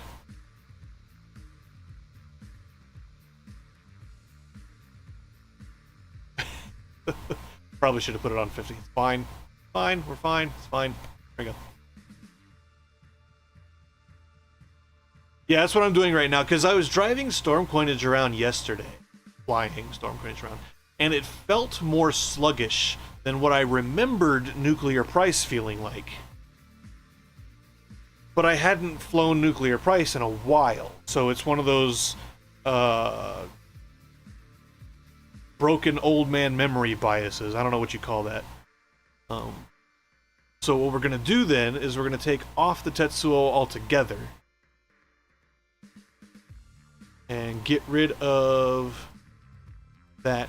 I like to have the repair drones, the maintenance drones, on the speed demons, the racers, because you will hit stuff.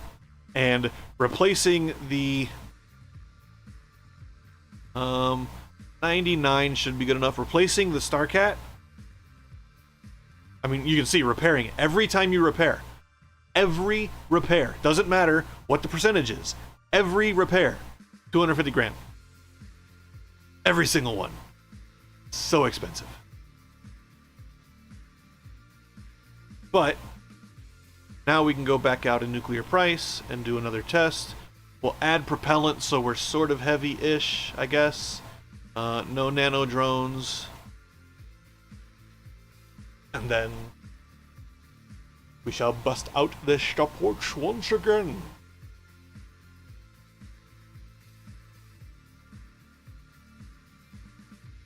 Zoom, zoom, zoom, zoom, zoom, zoom, zoom, zoom. Okay. Now, the sun. Wow, sun's coming up. Go.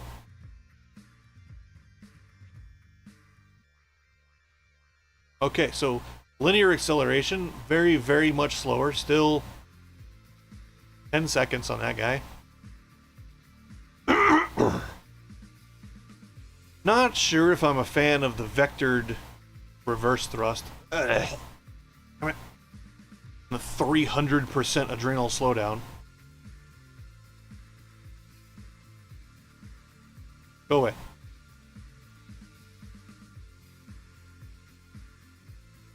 Okay, then...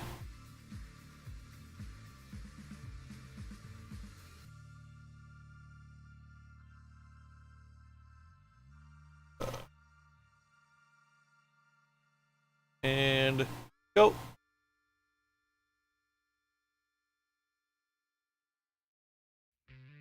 Yeah, storm coinage is definitely faster. Okay.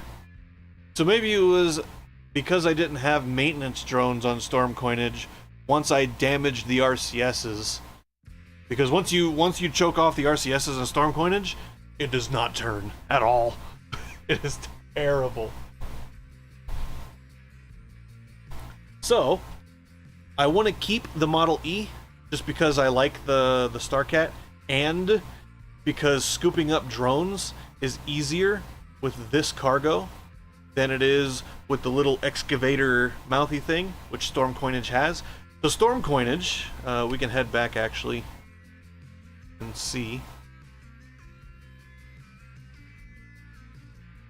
I bought him from the racer guy that spawns. There's one more racer, Raging Petunia, that I've had in my save. I want to buy his ship too, so I can find out if racers continue to spawn, or if you only ever get the one or two racers that spawn and then that's it. Which I guess if I see another racer with another name, then I'll know for sure. Yeah, I'm also wondering that. I don't think I have the money right now to be able to swap it out, because it's got the yeah, I don't have the money for it. It's got that engine on it, and it's quick. It's quick. I want to say, yeah, I'll have to do a couple of dives. I want to say that it will slow it down, because the overall thrust is 1100 kilonewtons with that guy, and is 800. So the reason why nuclear price is faster with the torches than with the NPMPs is because the torches are vectored. They're gimbaled, which means it can take, if you look at the rear end of nuclear price, where the engines sit is angled. Right? They're not straight. So when you're thrusting straight out the nose, they can gimbal to be directly in line. When you're thrusting out at this angle with an ungimbaled main engine, you get less overall thrust that direction. So I think that's why this guy is faster with the Z-pinch than it is with the NPMPM. NPPM. Yes, that one. So, if I'm going out to make money, this is my money making rig. What are we looking like on repairs? Oh, that's all fine for what we need to do.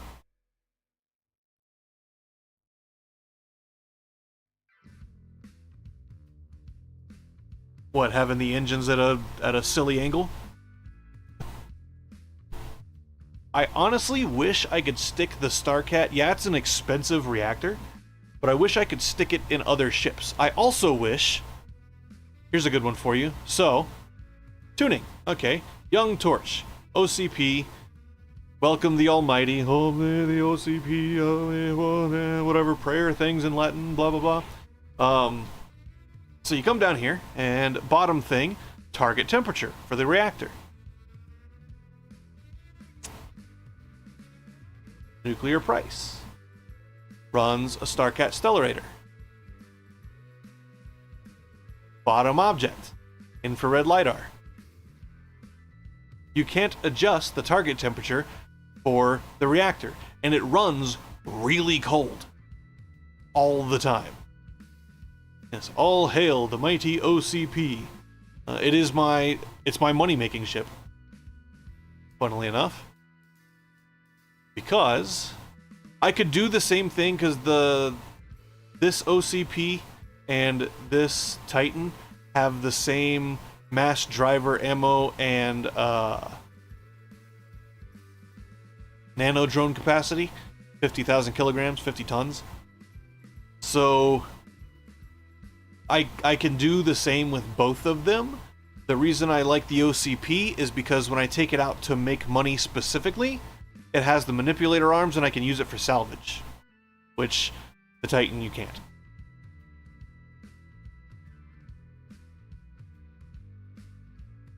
Oh, is that you making those? Yes, I heard them. They're awesome.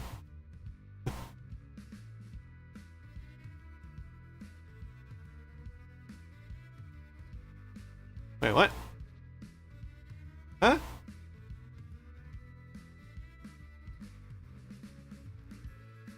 Do I not have? Oh, am I full? I might be full. Wait, what? I can afford the Z pinch on this one, but I can't afford the Z pinch on the other one? What? Okay. Yeah, I put engines on based upon how much thrust it actually gives me on the machine, so I can make adjustments. I don't care about propellant usage. Propellant's cheap. I care about maneuverability, most of all. Yeah? Okay, so I must be full on nano drones then. Oh yeah. Duh. Yeah. So, yeah. Gating in, adding whatever, topping off propellant, super cheap. 130, we'll call that 137 E-bucks. I don't know what the money is actually called. It's Enceladus E and then Dollaroos. And I don't know like what the actual name of that is. I just call them E-bucks. Oh, I was gonna show you the so this should be a quick run. We're gonna go to GA real quick. And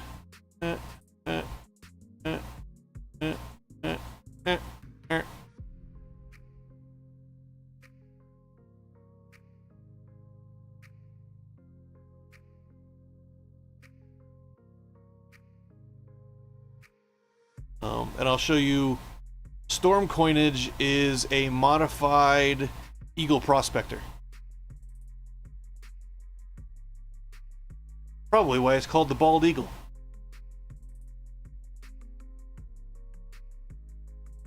Because it's stripped down and they put a bunch of engines on it. And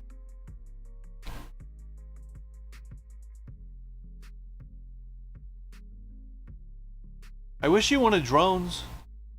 Could you want drones, please?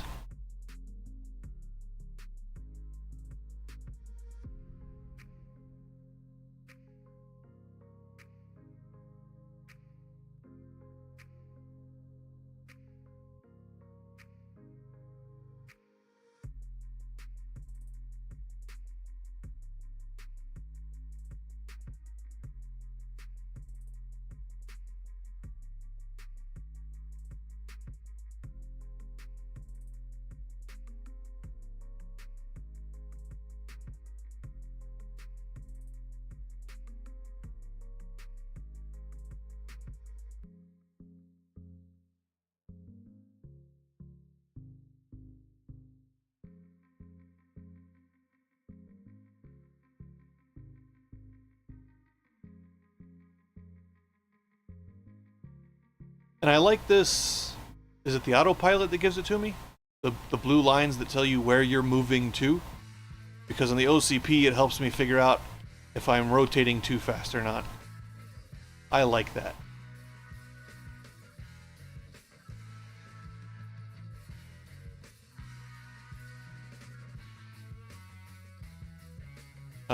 If by tuned you mean cranked all the way up to the max, then probably yes. We can find out when we get back. Also, if nobody knows, I think I mentioned it in Discord, and I don't know if you saw it or reacted, or I don't remember. I'm old. The Doritos, the Mimics, the what's the other name people call them? The whatever they are, the little triangular silver guys with the blue reactors with the EMP shielding that they burn in hot and fast. They hit you really hard and then they burn out really fast, so you can't even do anything to them most of the time. I had one chase me. I was picking up some drones with the OCP. It's in the VOD. I have it recorded. I'm gonna clip it and post it.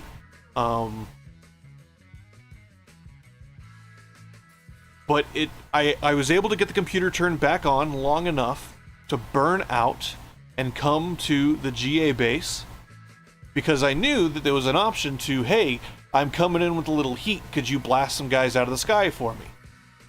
I came in and I selected that. And then I selected it again. And then I selected it again. The Dorito came with me. They never fired on the Dorito. Not once. The Dorito kept harassing me, kept harassing me, kept harassing me. I was like, okay, well, you know what? I'm going to leave the ship before it blows up. I'm going to hop on the GA base. Universe lore kind of stuff. Not, I know how this actually works. It doesn't work that way. But I figure if I'm attached to the thing, maybe they won't destroy me, or maybe, I don't know. So I attached to the arm. The Dorito ran away. Yeah, it's like, and it's not upgrades to get to the best of everything. It's side grades. Everybody that talks about this game says the same thing. It's all about the side grades, what works best for your playstyle and what you want to do. So there you go. 138k, we already made it back. And we're about halfway done with selling them ammo. Also, sometimes, rarely, you can gate away from the GA base and gate back, and whatever you sold them, they want the other thing now. So I'm selling them ammo. It's possible that I gate away and then gate back again, and they could want drones, which just triples your profits because they want double. So I can carry 50k of each, 50 tons of each. They pay 7,500 a ton for ammo and 15,000 a ton for drones, which is double.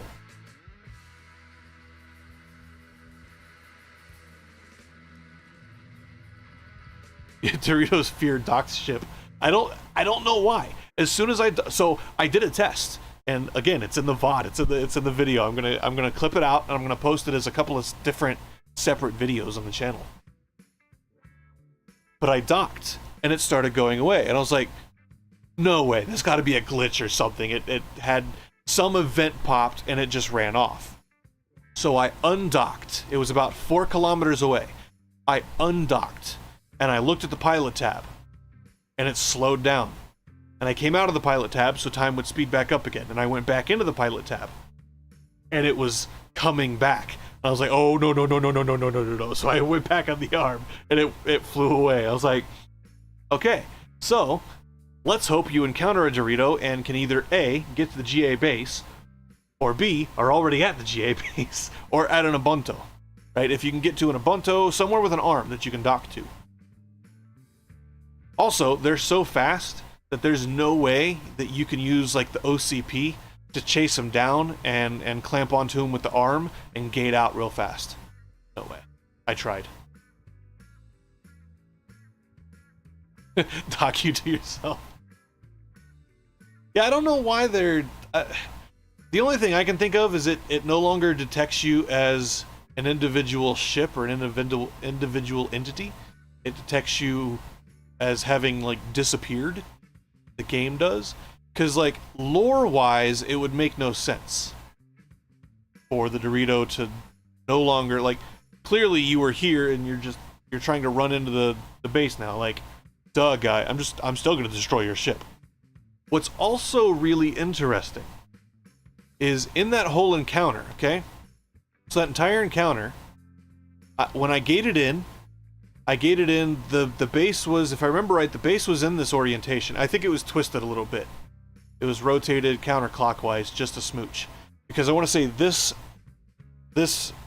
battery, this gun battery, was right here. But I gated in down here somewhere, really close, like I was within hailing distance of the base. So I gated in, and I was running because they weren't gonna blow me up because the reactor is super stable, and I guess the OCP has a little bit of shielding as it is, maybe, or I don't know exactly the lore reason, but he sat there. We fought for a good bit before I decided to try to run, and my reactor wasn't overheating or anything. It was just shutting my HUD off and everything. It was just super annoying. So I think we would have been here just all day, just going back and forth with, yeah, let the cat go. So I was like right here, and the Dorito, because I was moving and it had to, you know, do its little, because they come in and they do that rotational thing, right, as they're flying. They're just like, and it hit the GA base. I tried to hail the GA base and got nothing, which I just did it now and I got nothing, so maybe it was a fluke. I don't know, maybe it was the same thing. But this was when I gated in before I contacted them, and the 3 times that I tried to contact them prior, they responded. After I saw the microwave purple glowies all over the asteroid, they would not respond. So I attached to the arm, and then after a minute I tried it again after the glowies went away, and I tried it again and they responded. So I think it disabled the base. But in my experience, flying around the GA base, you usually get some pretty good salvage spawns.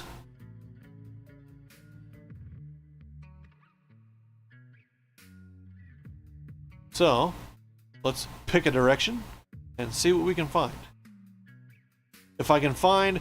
So, any dive where I sell a single thing to the Ganymedians, and I then find either a single ship or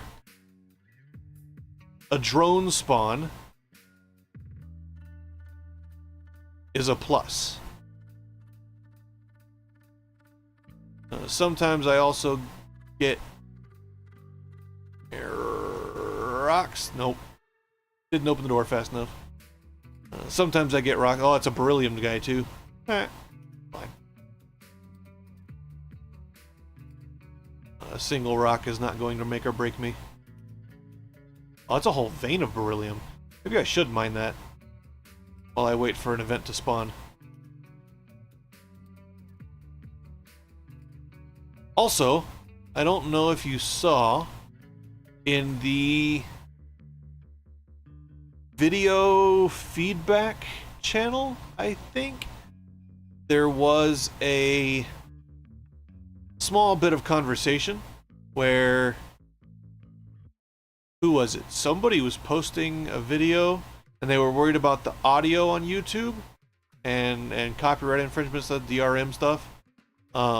And Coder was like, yeah, nope, it's all original, it's our stuff. If you want to post the game audio, go for it. And I think that's really awesome that they just, you know, they made it, it's their own stuff, it belongs to the game, and the devs are like, yeah, if, you know, it's part of the game. If you want it in the video, put it in the video. I like that. Good stuffs.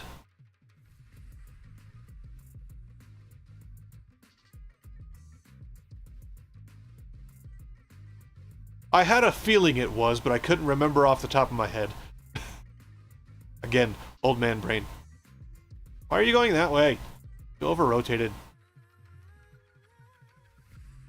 And I do wish the OCP's fabricator design was a little bit better, because I'd really rather use the fabricator so I can remake my own drones and things, and ammo. Mostly drones.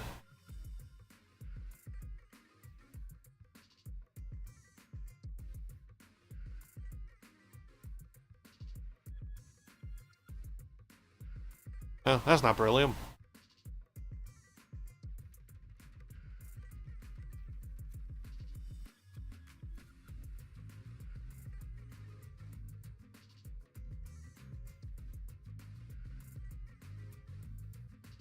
Totally turned the wrong direction there.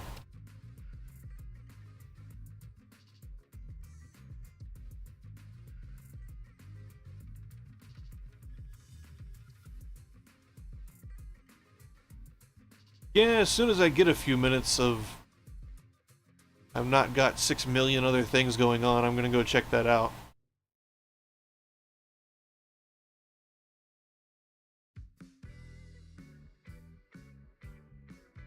Oh, and obviously I put the Tetsuo on here, and selling all of my mass driver ammo, I can't use it to break up asteroids. Oh, that's hilarious.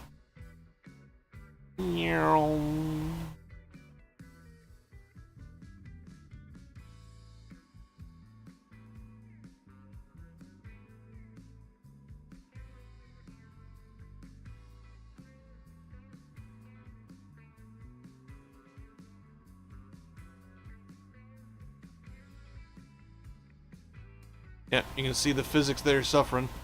Chug, chug, chug, chug, chug, chug, chug. There goes some iron that I probably could use for the Tetsuo, but it's fine. Yeah, and that's kind of like, it fits in with the whole lore of the game, where things are side grades, there's not really upgrades. Which, some things are clear upgrades, right? Not having an MPU at all. It's an upgrade to get an MPU and be able to reclaim something. Just having, you know, an MPU is a slight upgrade over a baffle, say. But not everything is so, you know, crystal clear.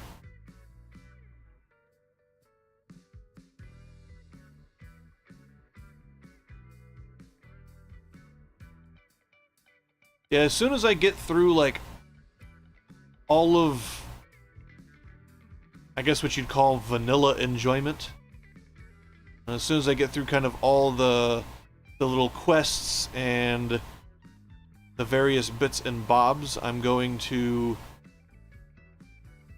look into mods, because I mod literally everything. And then you have that. So that wasn't CPU physics chugging. That was a piece of beryllium just flew out of the cargo hold while I was rotating quickly. And I don't know if that's because if you look at... Let's stop moving for a minute.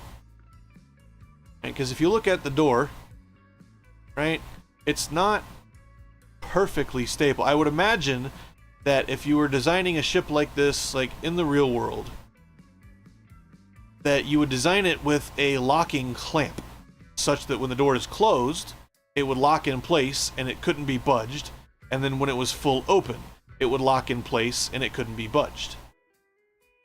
This does not appear to have that. I don't know if that's intentional, or if it's oversight, or I have no idea. But I wonder if that's why chunks fly out, and I merely see them flying at some odd direction, because that's simply where it is when I rotate and I notice that it's flying away. Oh. I've not had an event spawn. Normally I get event spawns like all the time, especially around GA base. I get a lot of events that spawn.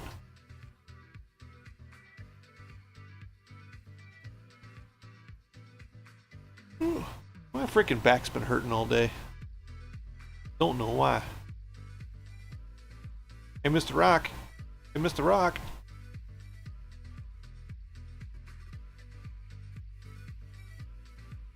Well, there goes a bunch of beryllium, obviously.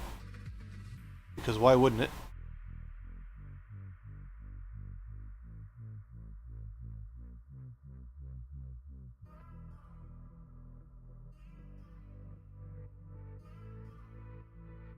Of course, if I had the Titan and 60,000 drones, 50,000 drones, that would not have been a problem. But I'm not here specifically to mine. Mining is an afterthought. I'm waiting for that.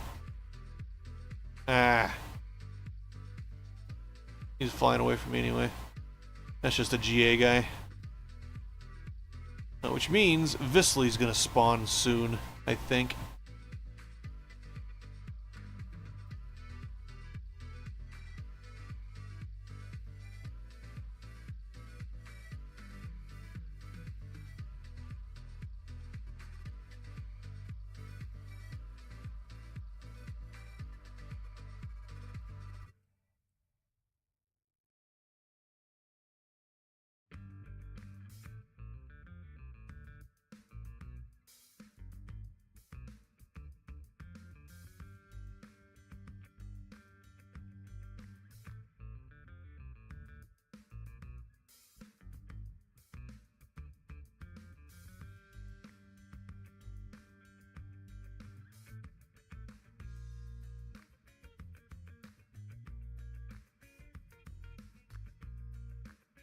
Yeah.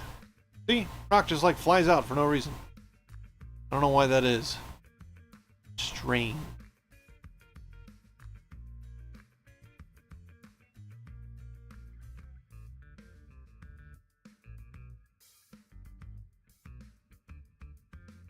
I have interest music. Why do I have interest music?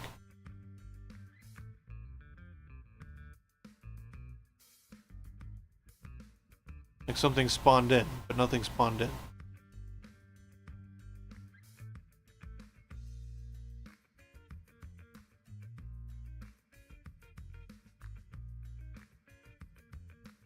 Washing machine mode.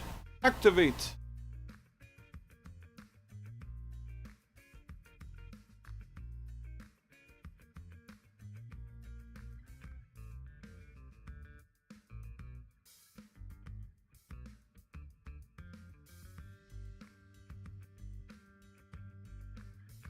And this is why, trying to funnel things into the MPU, this is why I never break even on reaction mass in the OCP. Because it takes so long to process stuff, and that number is not going up really all that fast. And then trying to funnel it into... I kind of wish it was just like some section along the back side of the thing. So you didn't have to... You'd have to fly sideways to get it to process, which would be sort of annoying. But you could fly in such a way that you could just force it along the side as opposed to into this little cavity. I get why the cavity exists. On linear holds, everything's a cavity. But like, you know, really kind of a pain in the butt trying to funnel things into there.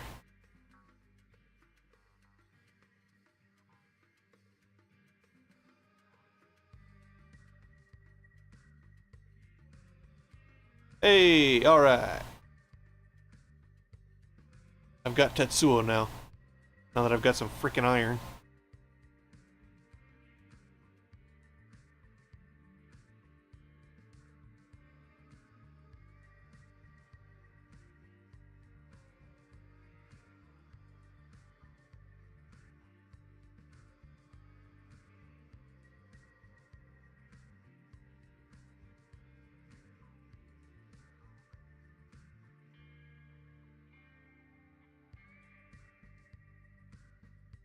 It's got a lot of power. Where's that one big rock? There's a big rock up here somewhere, right?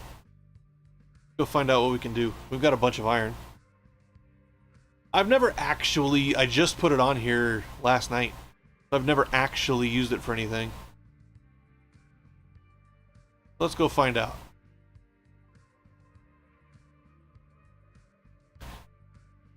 The cool thing about the Tetsuo is you can crank up the power. I don't know if you can do that for all the mass drivers. I've rarely used any mass drivers in this game, so I don't know if you can crank them all up or not. Okay, ready? So let's do one round. Okay. One round. Okay. Cool. Powerful. Give it that.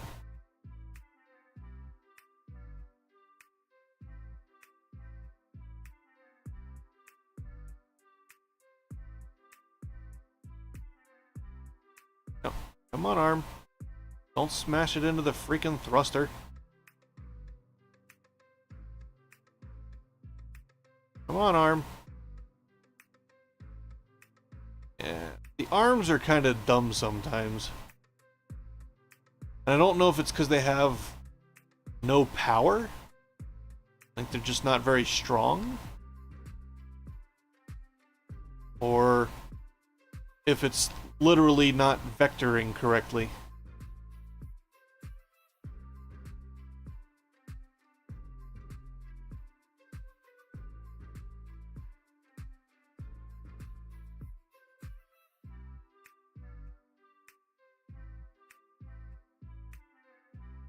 Because the front arm likes to try to put things in the thruster, not in the hold.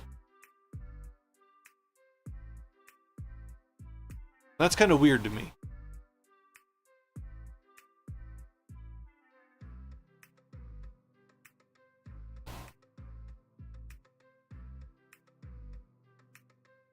Washing machine mode, activate! Aha! Ooh.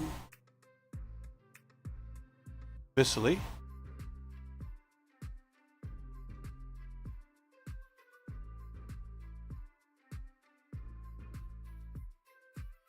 Uh-huh. Well, that's gonna be some salvage. Let's go get it.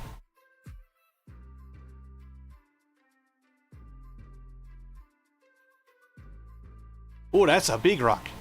That's the big rock I was looking for. 1 round, nothing. 2 round, nothing. 3 round, there you go.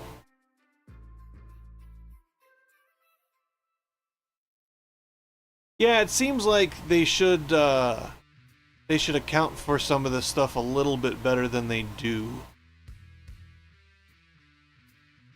Like, it should calculate the mass. Well, I guess if you don't know the composition of the rock, you can't correctly calculate for the mass, then can you? Right? He looks like he's spinning, doesn't he? Oh. Was it Liquid Fist? Undying Wolf. Right? Yeah. Undying Wolf. Stay out of my thrusters! What are you doing?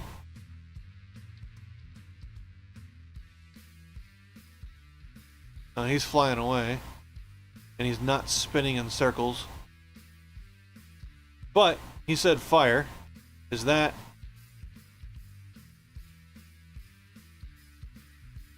So I don't know who this is. If it was the GA, they'd have a red bar up here almost to the end. Because it's... If I auto, that's the GA. Every GA ship I come across is that. Yeah, you have a good night. Or morning, I guess, wherever you are.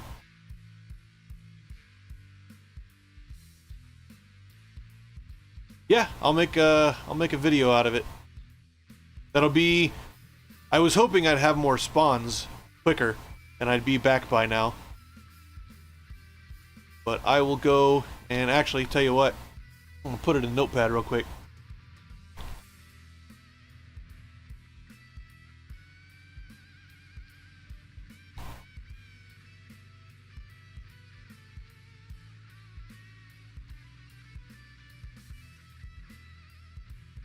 Bam. There we go. As soon as I get back, I'll go give that a go. And then, you want me to put a link in Discord to the video when I post it? Because I'll just snip this little... Actually, I'll just snip that bit out and put it up as its own video on YouTube. That'll probably be the better, easier, simple solution. Oh, he is spinning.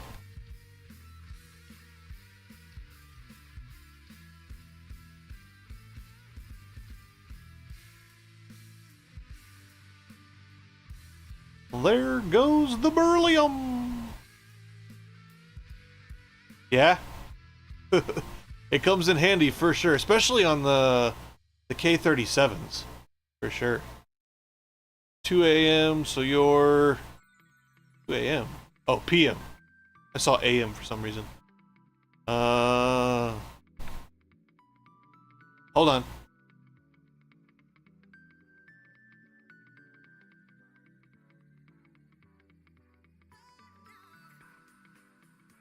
Germany?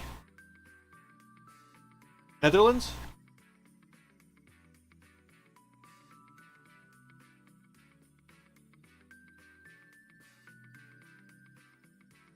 +8. I'm GMT -7. So it's GMT +1. Or UTC +1, depends on who you ask. But yeah, I've got two arms on this OCP Tiger.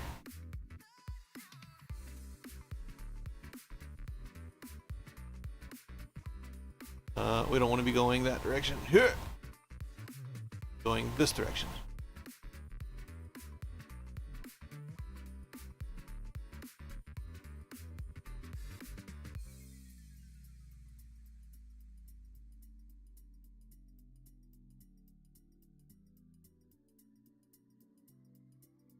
Bonk. Down, slow down, slow down. Slow down, slow down, slow down. Slow down, hit the rocks, hit the rocks, hit the rocks. Don't blow up. Don't blow up. Don't blow up. And because it spawned as a functioning ship, it didn't give me the option to take it with me. I'm literally heading back to Enceladus right now. Yeah, on the K-37, it doesn't make any sense to try to go like... Actually, I don't think you can... There's only one... So you've got the standard K-37, just a starting ship, right? I think there's only one spinal hardpoint on that guy, so you can only put one arm.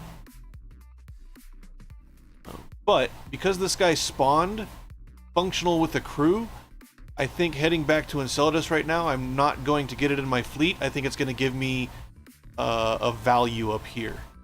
So let's find out.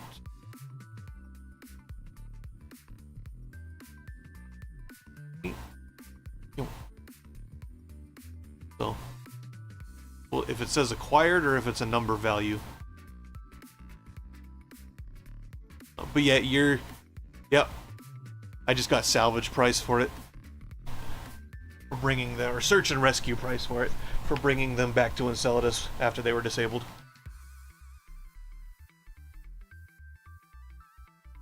That's fine. I'll make some money off of the ore, made some money off of GA. I didn't process the beryllium, that's lovely. Whatever. So, we're net positive. That's good. Okay, so the thing we're doing right now is, do I have enough money to put the Z-Pinch on... Nope. 1.8. Okay.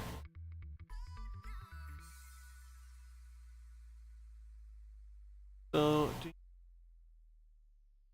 and all of my 1 million in insurance ran out for that one test. That's fine. So we're gonna head back out. Capsule Hotel. Yep, that's fine. Yeah, I was thinking that not that long ago, actually. Being able to perform any maneuvers you need to make while still also processing ore would be very, very handy.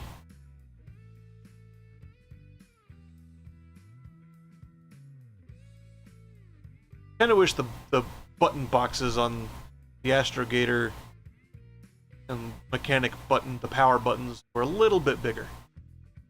Just a smooch, just a smiddly smooch.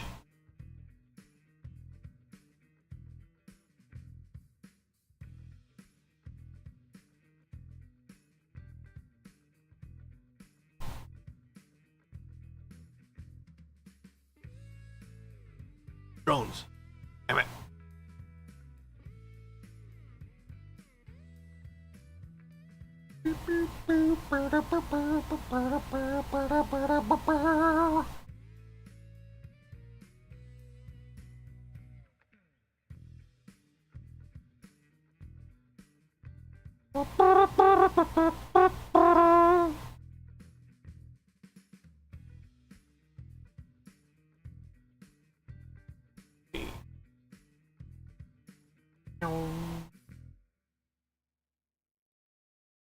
went the wrong way.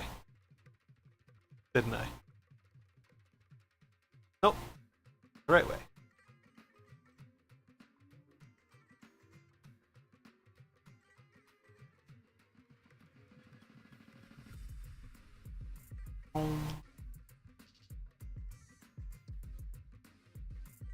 I spun the wrong way, though. Hello? Got dumb fingers today.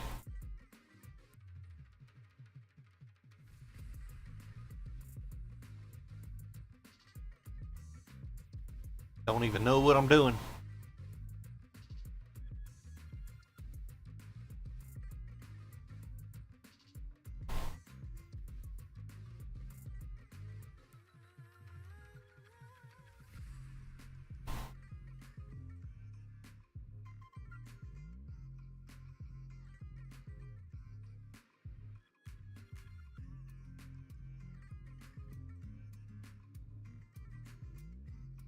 Then we wait for our transaction to complete while we go inside and have a drink.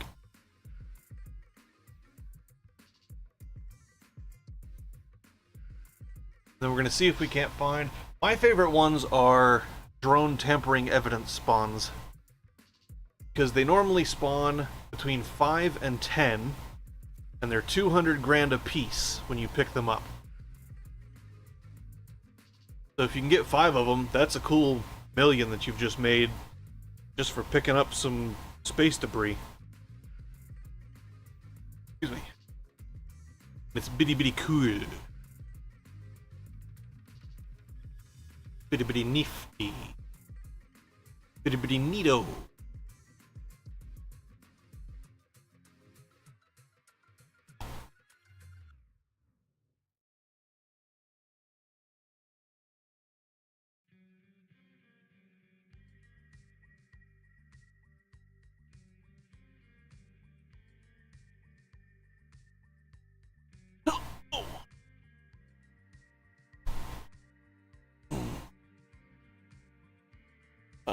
Bum bum bum bada bum bum bum bum bum bum bum bada bum bum bum bum.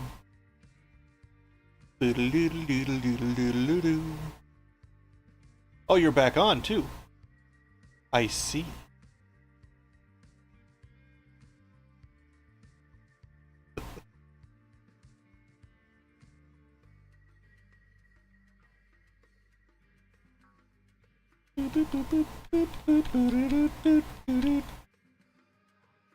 Probably.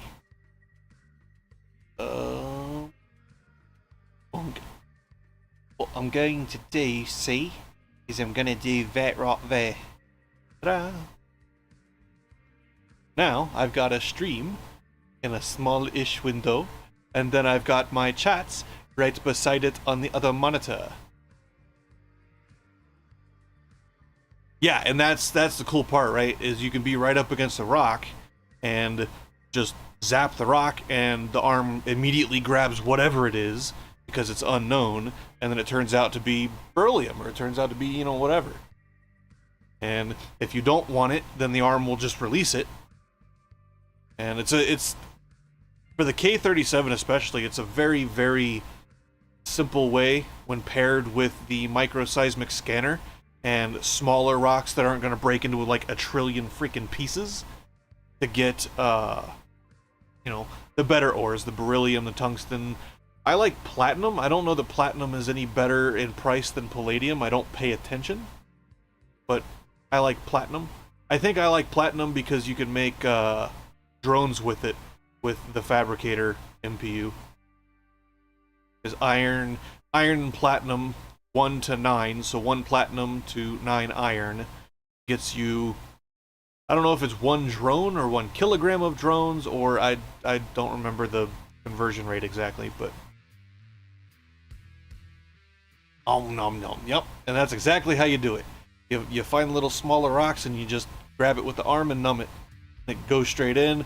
And the cool thing about that is if you've got one of the MPUs that gives you reaction mass back out of the whole thing, is you also get extra reaction mass because it goes into the hold as more than just the water and ore that you would normally get out of a nugget.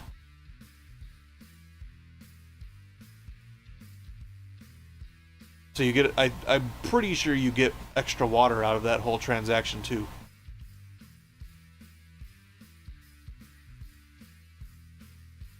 Alright, well, that is done. I need to go find a spawn. I don't know why I'm going this way. Why am I going this way? Let's go this way. Iron. Iron. What's it here? Got a bunch of stuff.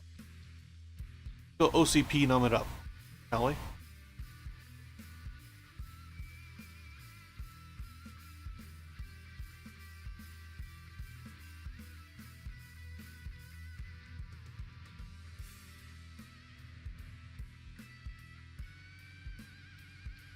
I don't have any driver ammo to shoot the rocks. That's one of them there shucky darn kind of moments right there, I tell you, boy.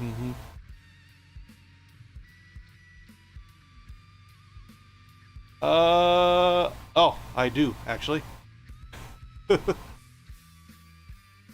Here's me, I was expecting to hear stuff, and, yeah, no, you're muted. So, you are now unmuted.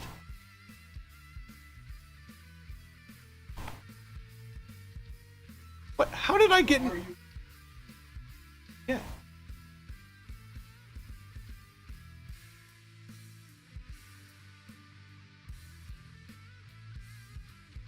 Easier to talk and do things than to read chat.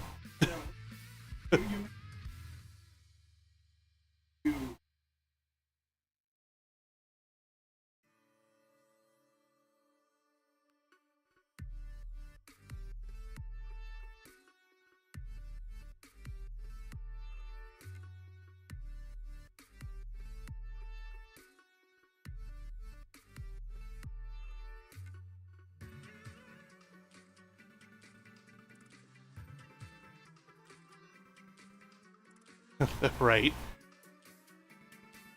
Yeah, when I first, I don't know, 60 hours I think I spent with just the one ship.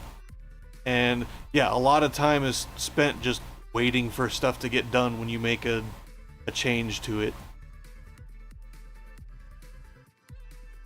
It's a bit, well, time consuming. And I think my big break financially came, like everybody else says in the Discord, it came whenever I just found 3 or 4 ships that were just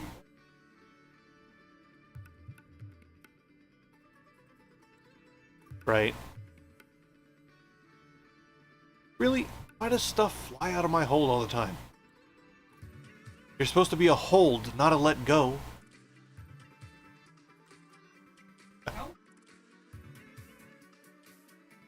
Yeah, it kind of sucks stuff in for like, I don't know, 10 meters or so.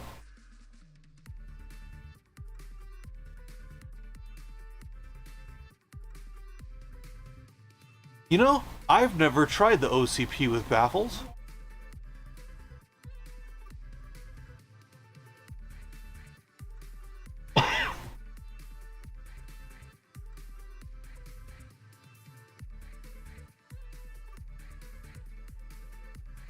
Let me... Oh, there's a spawn!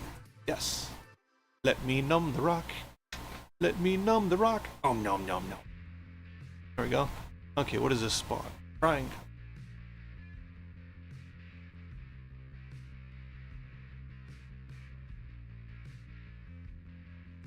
And when I first started, that's the exact methodology I used. You find the small rocks, use the arm to get them into the mouth of the excavator, and get 200 or 300k in materials. Once you get an MPU and you can process them, it becomes a lot easier. You don't have to select rocks as much, you just fill the hold and it'll dissolve the rest. Yep. Wait, what? Oh, they're going away from me really, really fast. Why are they going away from me really, really fast? OCP, time to fly.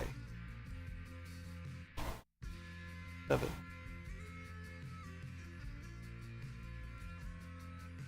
Oh, they're going quite substantially fast.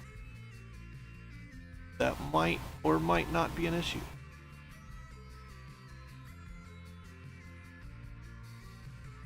There we go. 80 meters a second and an OCP. Let's go. I hope there's no rocks. Because I have no Tetsuo. And, oh, as great as the OCP is for a lot of things, agile she is not.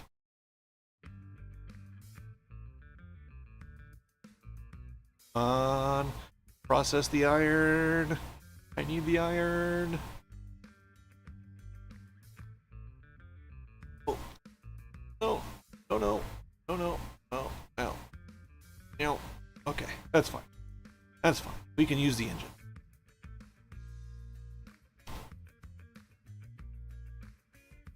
I don't know where that other contact went. It just disappeared. That was weird. Because it was about the same distance as the one that's on there now.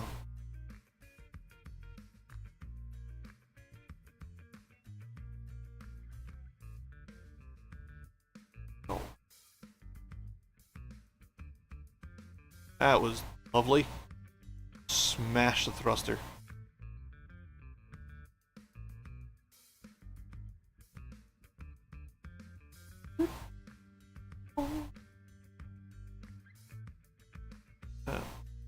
That's why we have maintenance drones. I can tell you, maintenance drones are your best friend.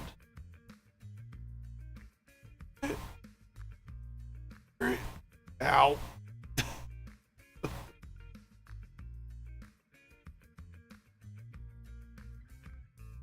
We're still gaining on it.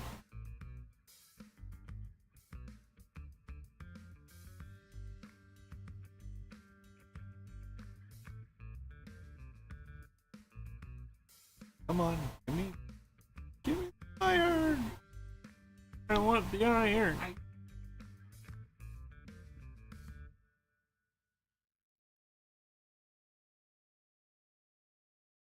Yeah, that's that whole acceleration thing that I don't quite know why it does it. Oh, didn't open the door fast enough. Crap. I'm just letting everything out. Oh, lovely. I don't quite know exactly what it is, but if you have any kind of lateral motion, the arm doesn't force things.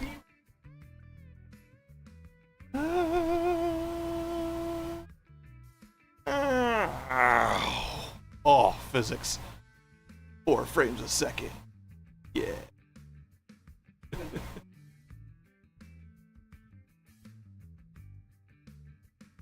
So you can, the thrusters that face forward are the S thrusters, and you can shut them off. You won't be able to stop when facing forward, as it were.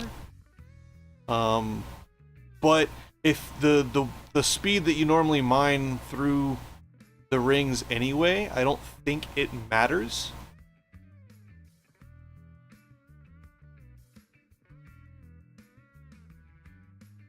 Am I still gaining? Still gaining. Oh. I love you, maintenance drones. You're my best friend.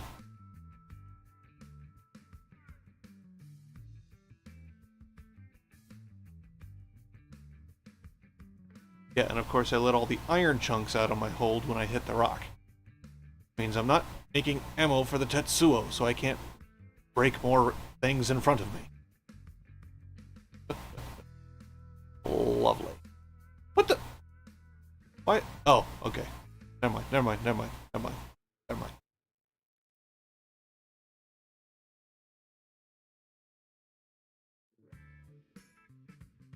Since this thing is facing directly back, I have a feeling it's alive. So we are going to try to get some iron.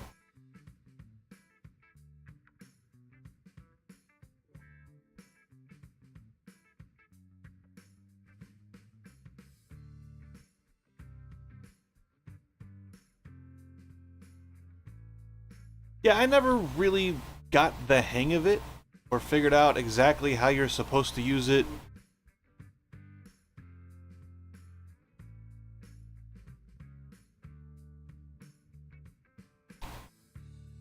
Yeah, I was hoping it would give you... I have to turn. I was hoping...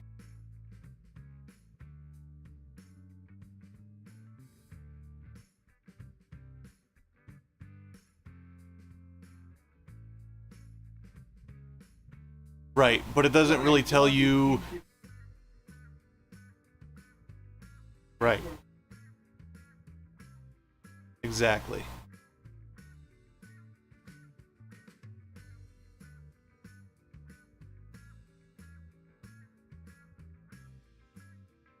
You're not gonna give me the dialogue option.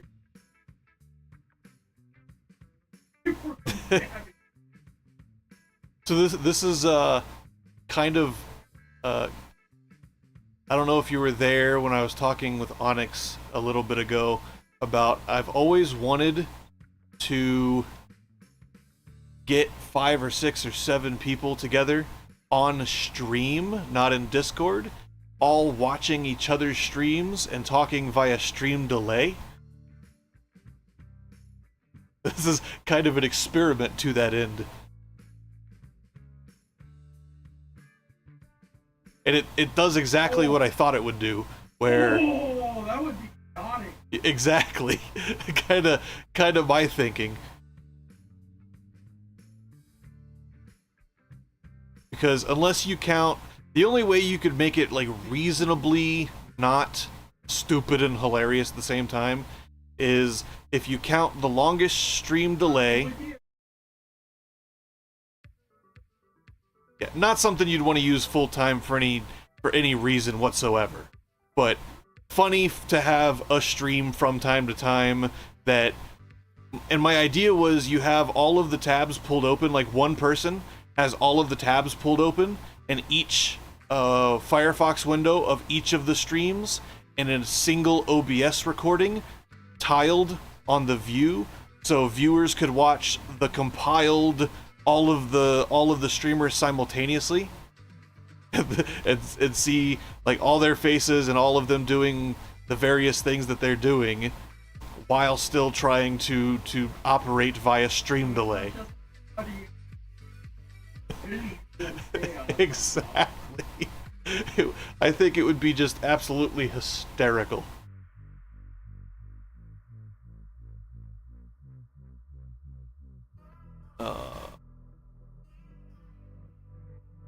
Sweet. I just had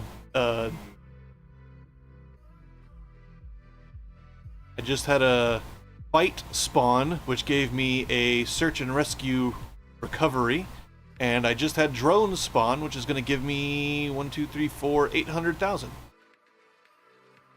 So this is a good dive.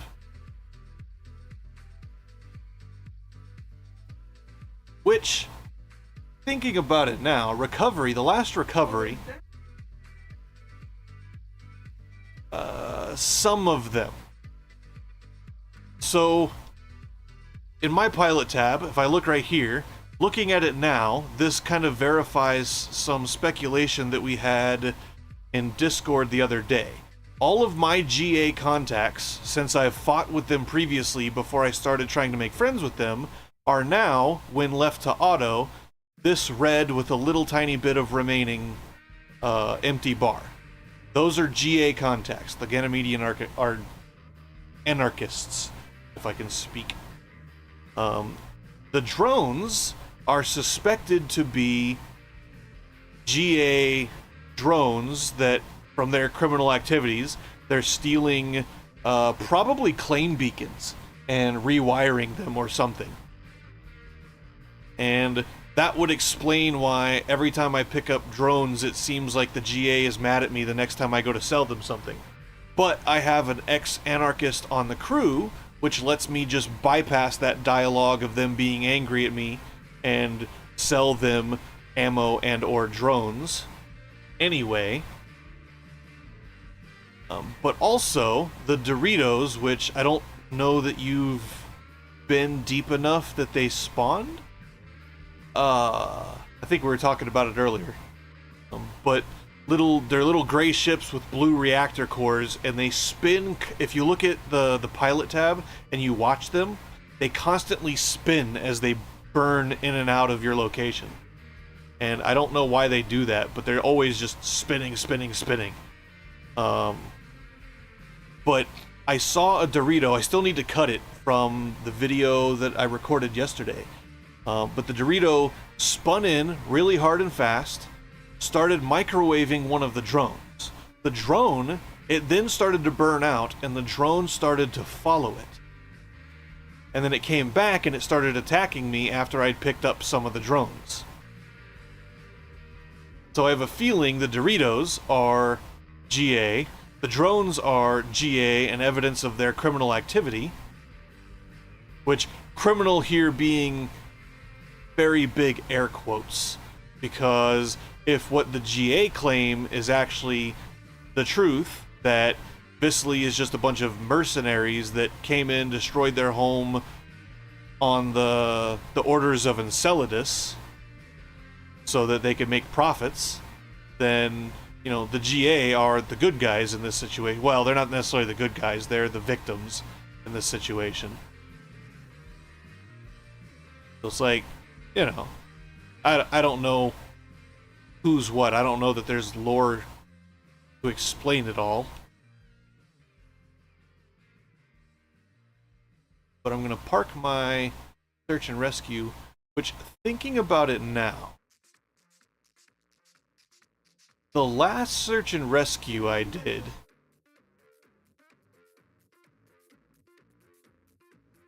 yeah, reactors are expensive. Oh, uh-oh. What? Where you going, drone? Where you going, drone? That's weird. That's really weird. What the heck is going? I've never seen this behavior.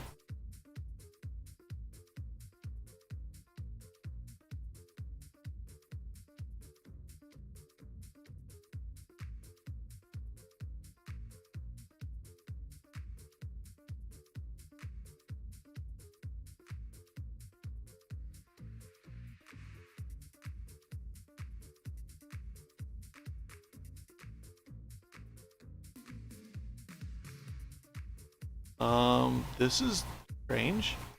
The drone is active. Why is the drone active? Oh, and they're running from me. What?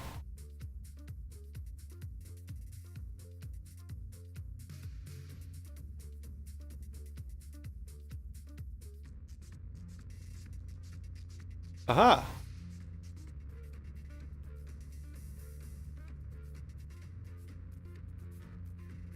I just got an AI scan activation. Okay, well, drone. What?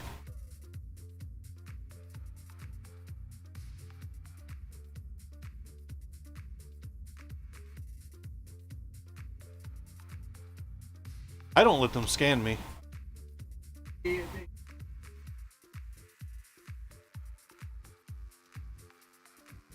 Yeah, he just scanned me.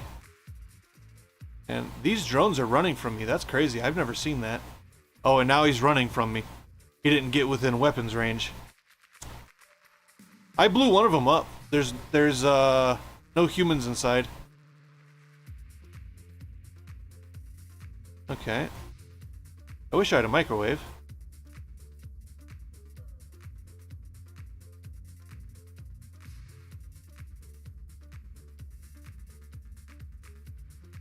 I think I'm going to put the microwave back on the OCP. Because then I could disable these drones.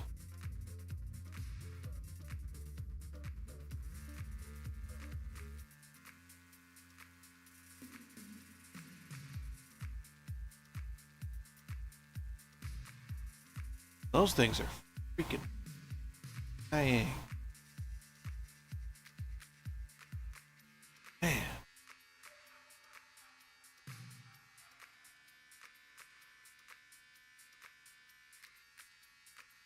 Oh. Why are you so...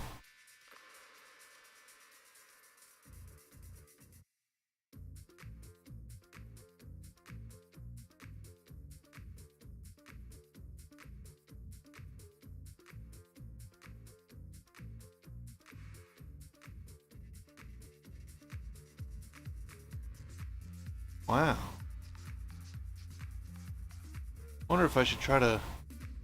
Yeah, tell you what we're gonna do. Okay, we're gonna stop. No. We're gonna stop.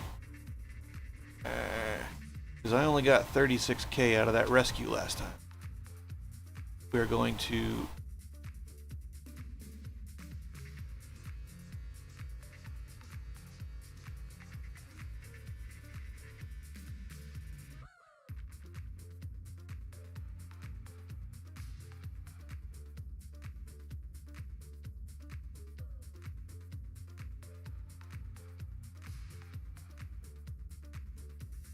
I'm going to try to take out this K-37 real quick, get the life pod out of it. And then we're going to try to chase down those drones if they're still on my HUD. They're moving quick. K-37, where are you going? I need you to blow up and give me your life pod.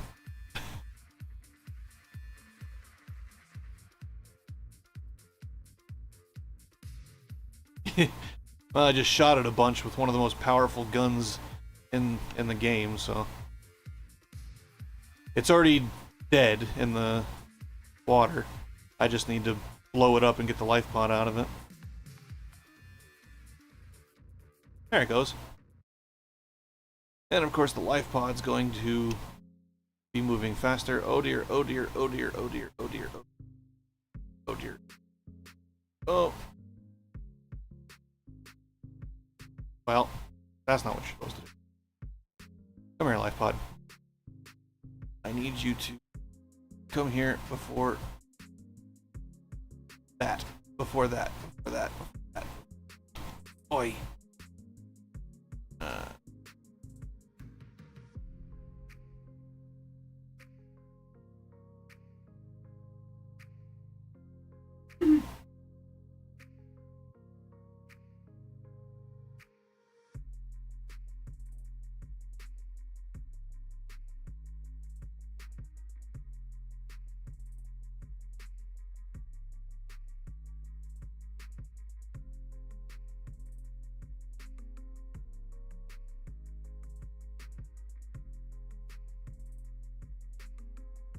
Yeah, some of them are just empty.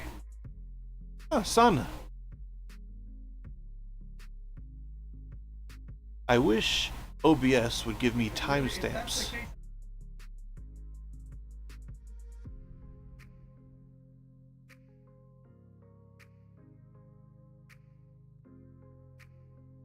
How goes it, Sana? For chat and... I don't know if it does for Twitch, but for YouTube we don't get timestamps for chat. And I don't know how long ago Sana said hello. I'd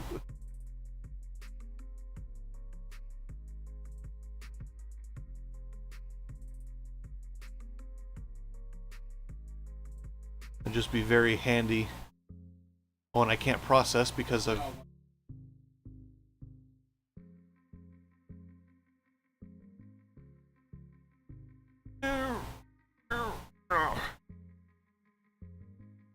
Does it give you timestamps on chat for Twitch? Oh, so maybe 10 seconds, so not that long.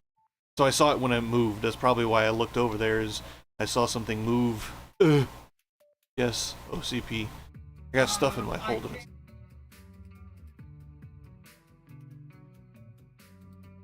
Oh.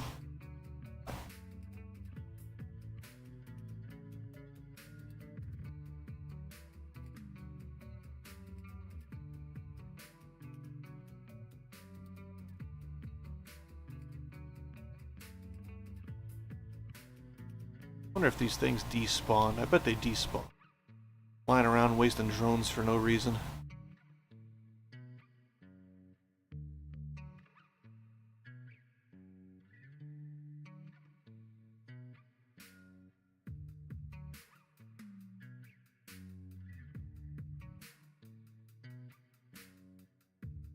You know what though?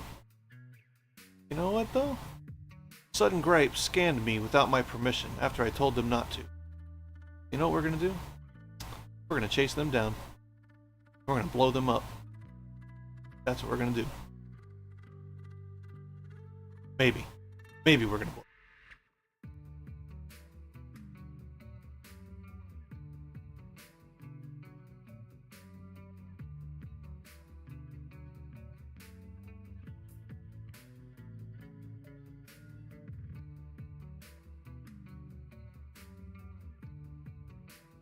Maybe not. I only have 437 kilograms of ammo for the mass driver, and I have drones blocking my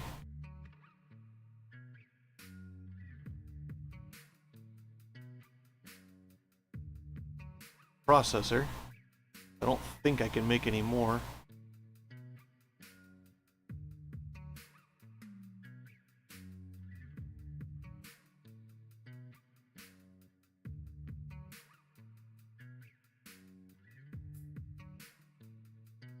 Ah! What's that? Oh, Rising Petunia, not Raging Petunia. That's the other racer. No, sorry, Mr. Racer Man. Not today.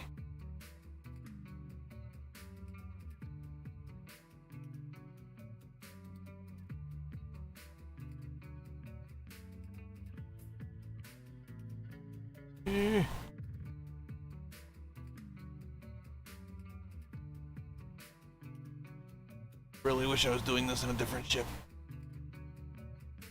Oh, oi. Dang it. Doors on the OCP also don't open very fast. Can be quite troublesome. Oh.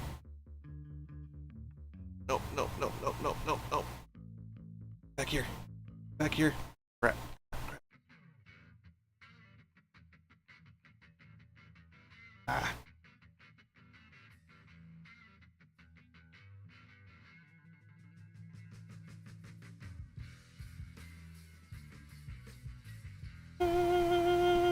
Whew. That was close. Rising Petunia, if you don't go away, I might have to shoot at you.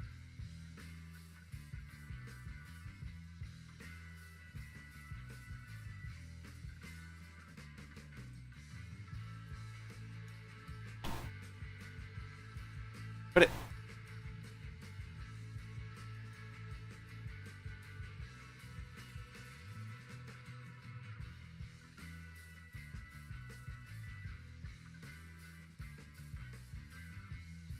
Wow. There goes the OCP. Rising Petunia came in and burned my reactor up.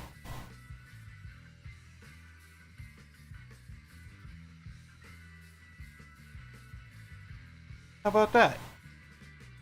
Wait, what? What? If you blow up in the rings, it just takes you back to... What?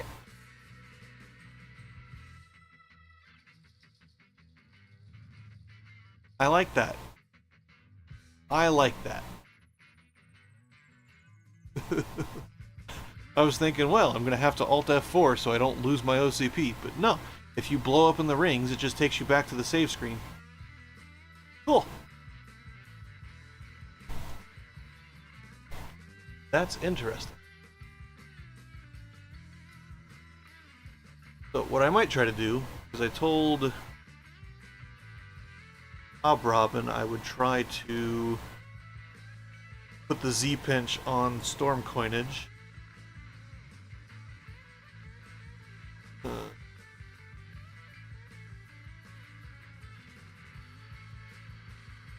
Exactly what I'm going to do. This will be kind of the last thing I'm doing for the day.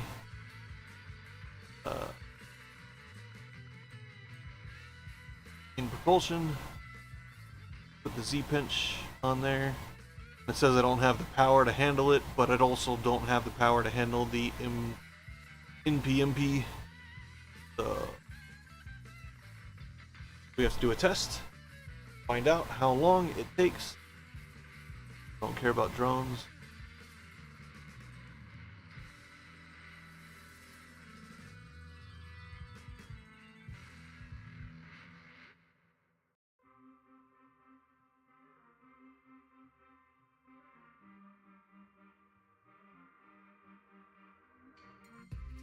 Zoom out, zoom out, zoom out, zoom out. Zoom.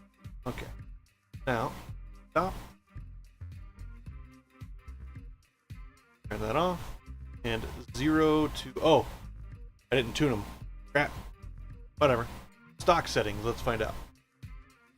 Go. 0 to 100. Already slower. 6 seconds. Wrong button.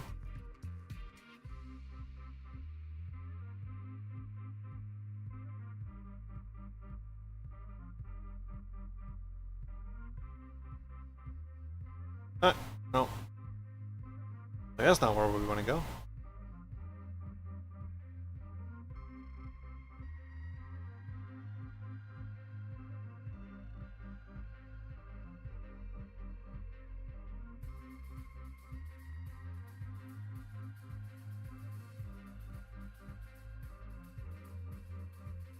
Have a good day.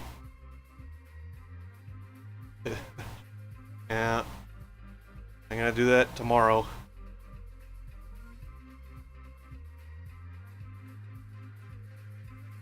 Okay, now let's go into tuning and crank the bed. It's already cranked up. Okay, so the Z pinch is actually slower than the equipment. Sometimes I get lost in the menus. There's so many menus. So the Z pinch is slower than MP, which makes sense. It produces less thrust. Although we have the 2205, which makes more. See, this is the thing, though. I don't know about.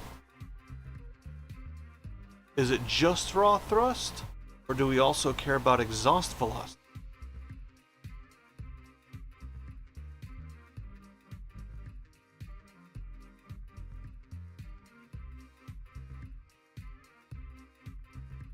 I don't know.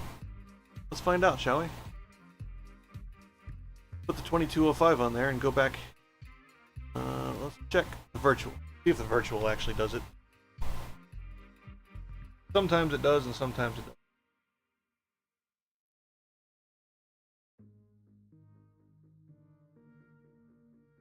doesn't. 3 seconds.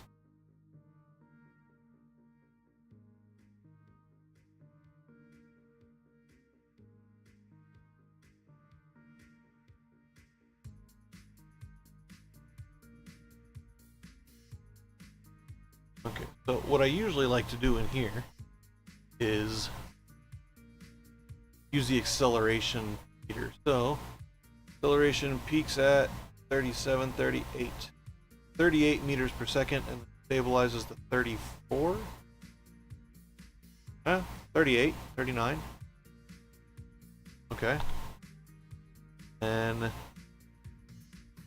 that guy. A lot less. That guy. I don't have the money again because of repairs and such. Huh. Yeah. Wait a minute.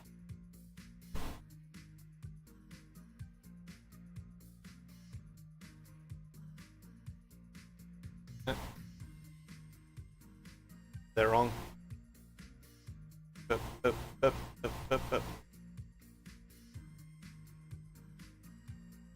Ready, go.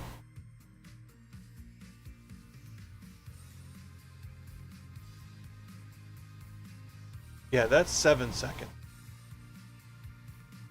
Which is not that engine will do. Which tells me that the...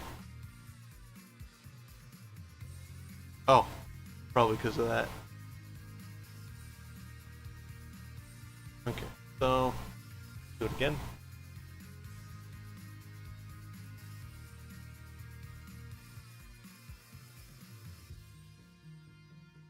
4 seconds. Yeah. So, the simulator does not fully give you a true indication of what the ship will perform like in the real world. Because the testing with the NPM, PM, PM, PM, PNPM, PM engine in the real world and in an actual dive gave me a reliable 3-second 0 to 100 meters per second acceleration. This one just gave me 4 in the simulator. So you don't actually get real world numbers out of it.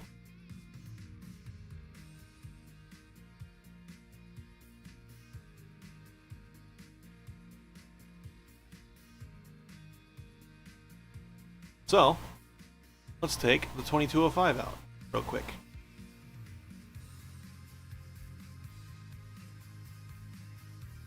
Let's fill it with propellant. Propellant's cheap.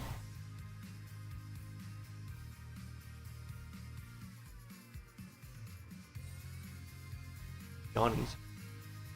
Gotta be awake for another 7 hours. I'm already tired. How is that possible? Okay, so zoom all the way out. Turn around.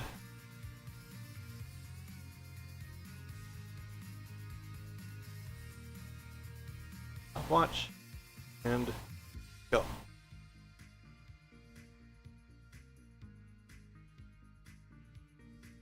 Two and a half seconds.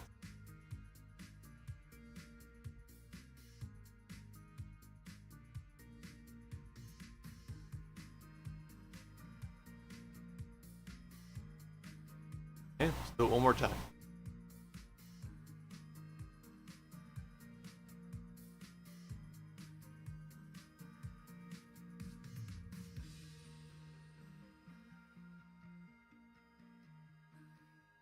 And boom. 2.5 seconds. Okay, the 22. Wait.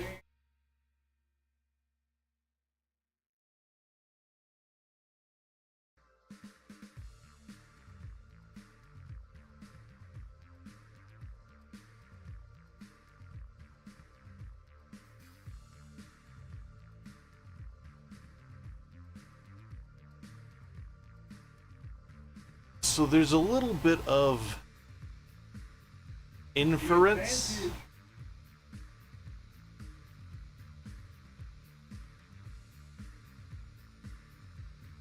Right. And when so this the what do you call it?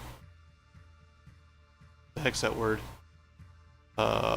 Post, bug report, whatever it is, the instantiate ice chunks before blah blah blah something in the community ideas section of the Discord.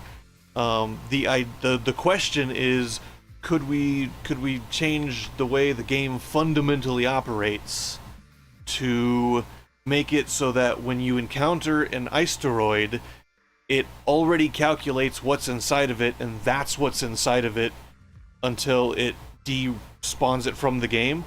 That's not how the game works already. So when you take the scanner and you're looking at it, you're looking at a probability based on the wave function of your region in the rings. That's not what's actually in the asteroid. So you have to break it apart, and once it breaks into small enough chunklets, the game then starts deciding what's inside of it. So it's a little bit of a guessing game before you break them down into the little ore chunks. Right.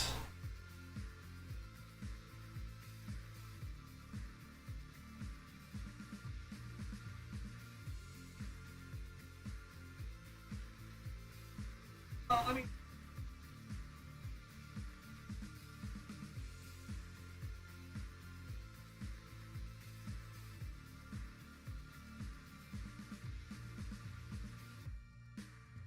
Correct. And it's annoying, but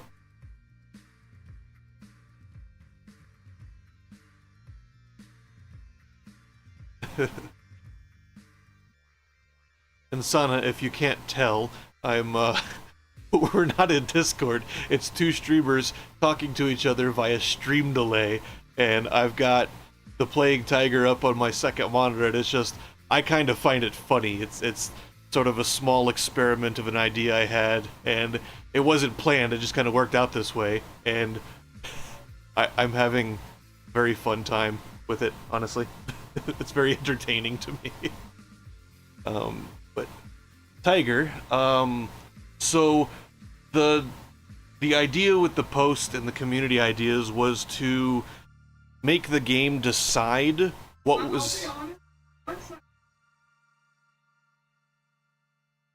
right, and the whole point of the microseismic scanner is to give you an idea. Is this a better chunk to go after than the one right beside it?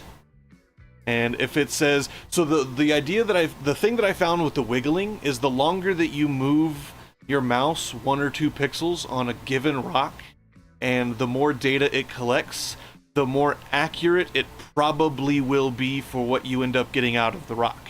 Because if you watch it, when you do that, like if you hover over that bigger chunk just below you for a few seconds after you grab this one, you'll see that those numbers aren't steady. They change, but they also start at a value and either go up or down, not the normal wiggly that you get like out of the propellant reading or whatever.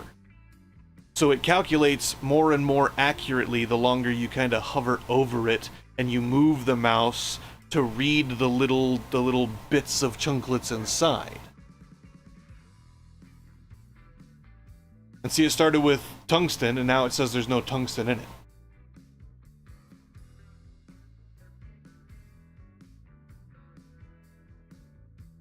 So it's a probability matrix is what it is.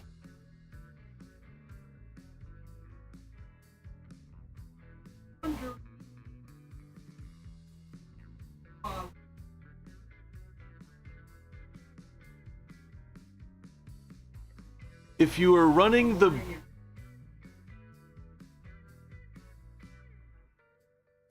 I don't know if the microseismic and the rotational LiDAR do that or not. I know the beamformed, because I played around with the beamformed one before, and the beamformed one has that little narrow blue cone in front of the ship at all times. It reads everything that's in that cone, regardless of distance. So that one will pick up everything that's in front of you. I don't know if the configuration you currently have does that or not, if it calculates things behind, because if you look at the little window that it gives you, all the little blips, they're in the shape of just that rock that you're hovering over.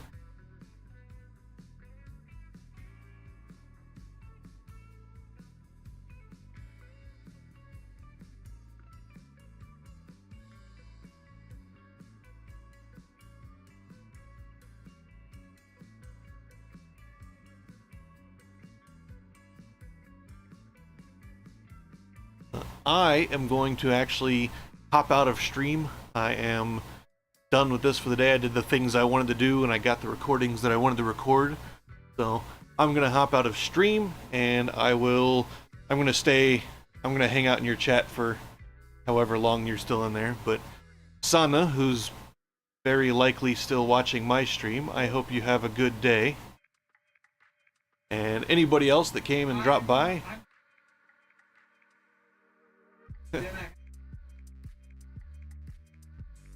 Alright, so we're both heading out for the day. So to all of those out there in YouTube and or Twitch land, have a good day. And if you guys like Delta V and you like some of the stuff I do, go on over, check out the Playing Tiger on the Twitch there.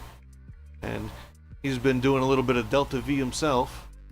Check him out. He plays severely differently than the way I do. So if you want to see something that is a different play style, that would absolutely be the way to do it. Come watch me fly through rocks and smack into them real fast, and then watch him do it probably the smarter way and not do that. And I hope you guys have a good night, a good day, a good yes, a good no, a good eat, a good bad, a a good whatever. Oh. And we will see you in the next one. Bye-bye.